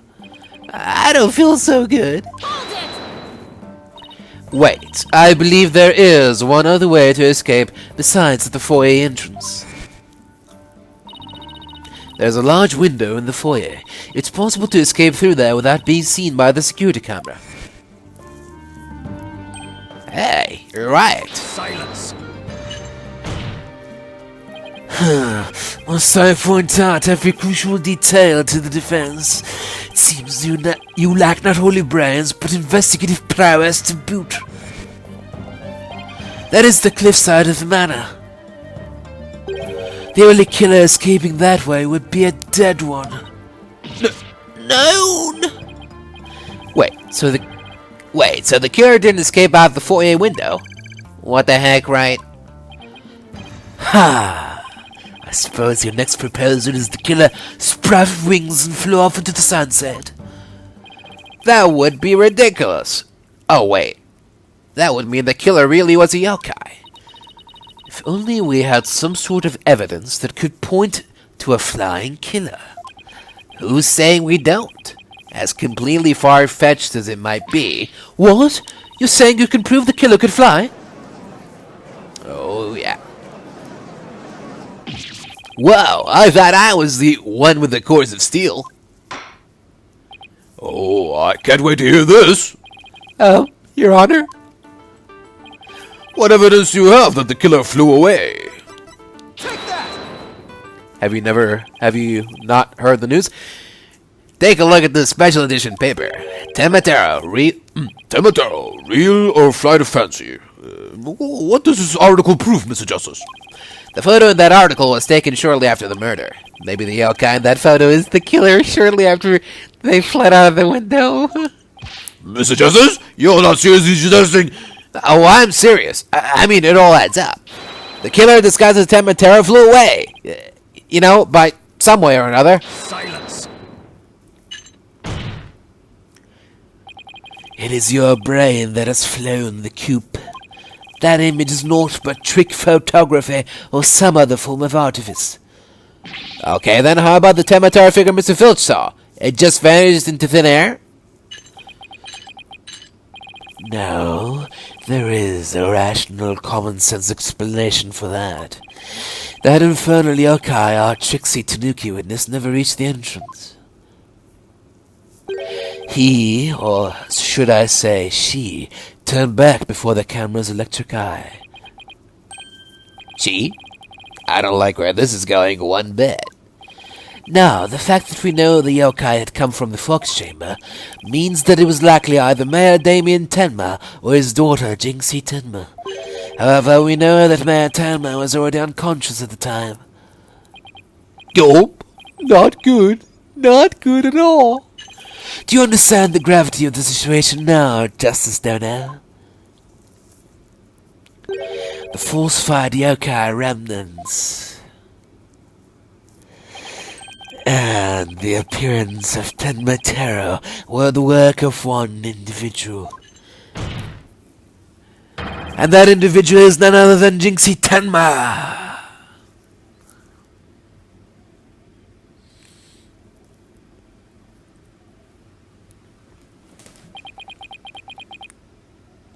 Ah! No!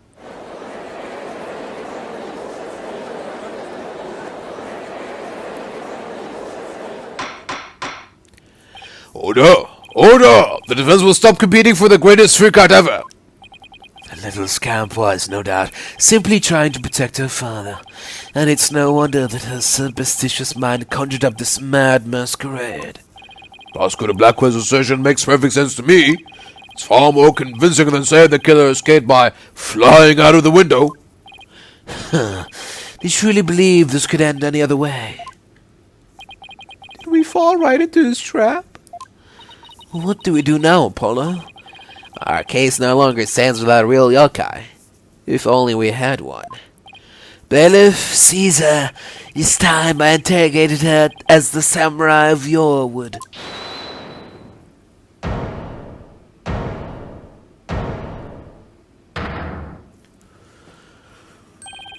Mayor Tenma? This farce is over. How does it feel seeing your own daughter accused of a cover-up most foul? Tomato's true identity is... No, Mr. Mayor. It would be futile at this point to claim you were the yokai. After all, he had been knocked out cold by a blow to the skull. Slipping into a yokai costume and roaming about the manor would be all but impossible. Consider this well. As it stands, your daughter will be arrested for obstruction of justice. But if you confess, the prosecution would be willing to overlook her little yokai farce. Confess? The defendant intends to confess? Wait. Apollo? Prosecutor Blackquill is up to his mind games again. Mayor Tenma, no. Don't fall for his twisted words. If you're sent away for murder, Jinxie will be left all alone. The real killer is... Mayor Tenma's going to confess unless we do something. But I can't prove how the real killer could have flown away.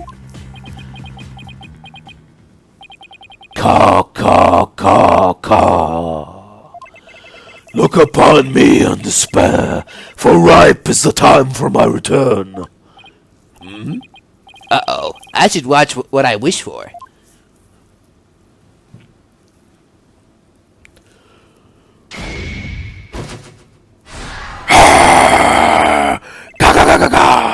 Foolish mortals, I am Tenma, the yokai you seek. Mayor Tenma? Silence! I am Tenma, freed from the bonds binding me to the forbidden chamber. Behold, the return of the Demon King. What the? Demon King? Well then, I think it's time for me to take a vacation!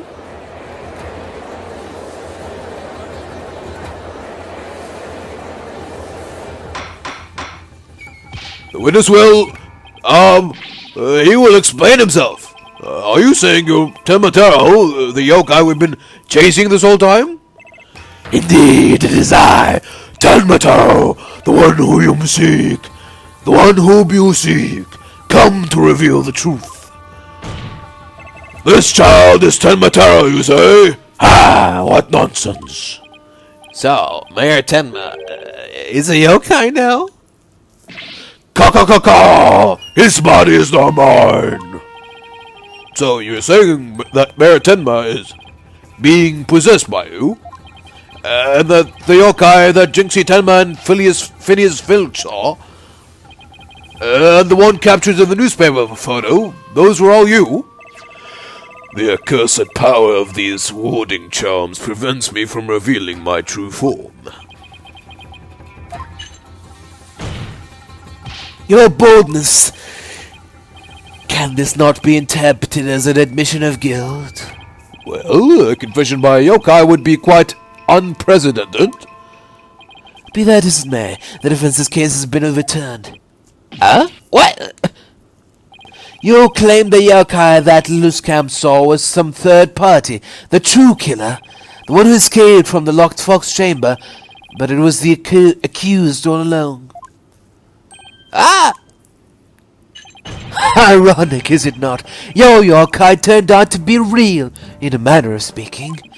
For the alderman's killer is none other than Mayor Tenma, and the yokai at the scene, that too was Mayor Tenma, or should I say, our dear Tenma. The pieces have all fallen into place. How so, Prosecutor Blacquill? It seems I must spell it all out for you. Mayor Tenma killed the alderman in the fox chamber, which was locked at the time. He then removed the warding charms from the forbidden chamber's door, but then fell unconscious from the blow that alderman had delivered to his head. That's when his daughter, Jinxie Tenma, stumbled on the scene of the crime. The little scamp fled in terror, whereupon the spirit of Tenma, freed at last from the charm's warding effect, took possession of the mayor. The newly freed Tenma then fled from the fox chamber. So you see, the yokai Jinxie Tenma saw was her father possessed by Tenma. Then how would he still be there? When we were at the scene, the mayor was found unconscious. How is that possible if he was supposed to have flown out of the foyer window? Then what? Do you mean to say that the maid of QB Manor, Jinxie Tenma, was Tenma? Oh.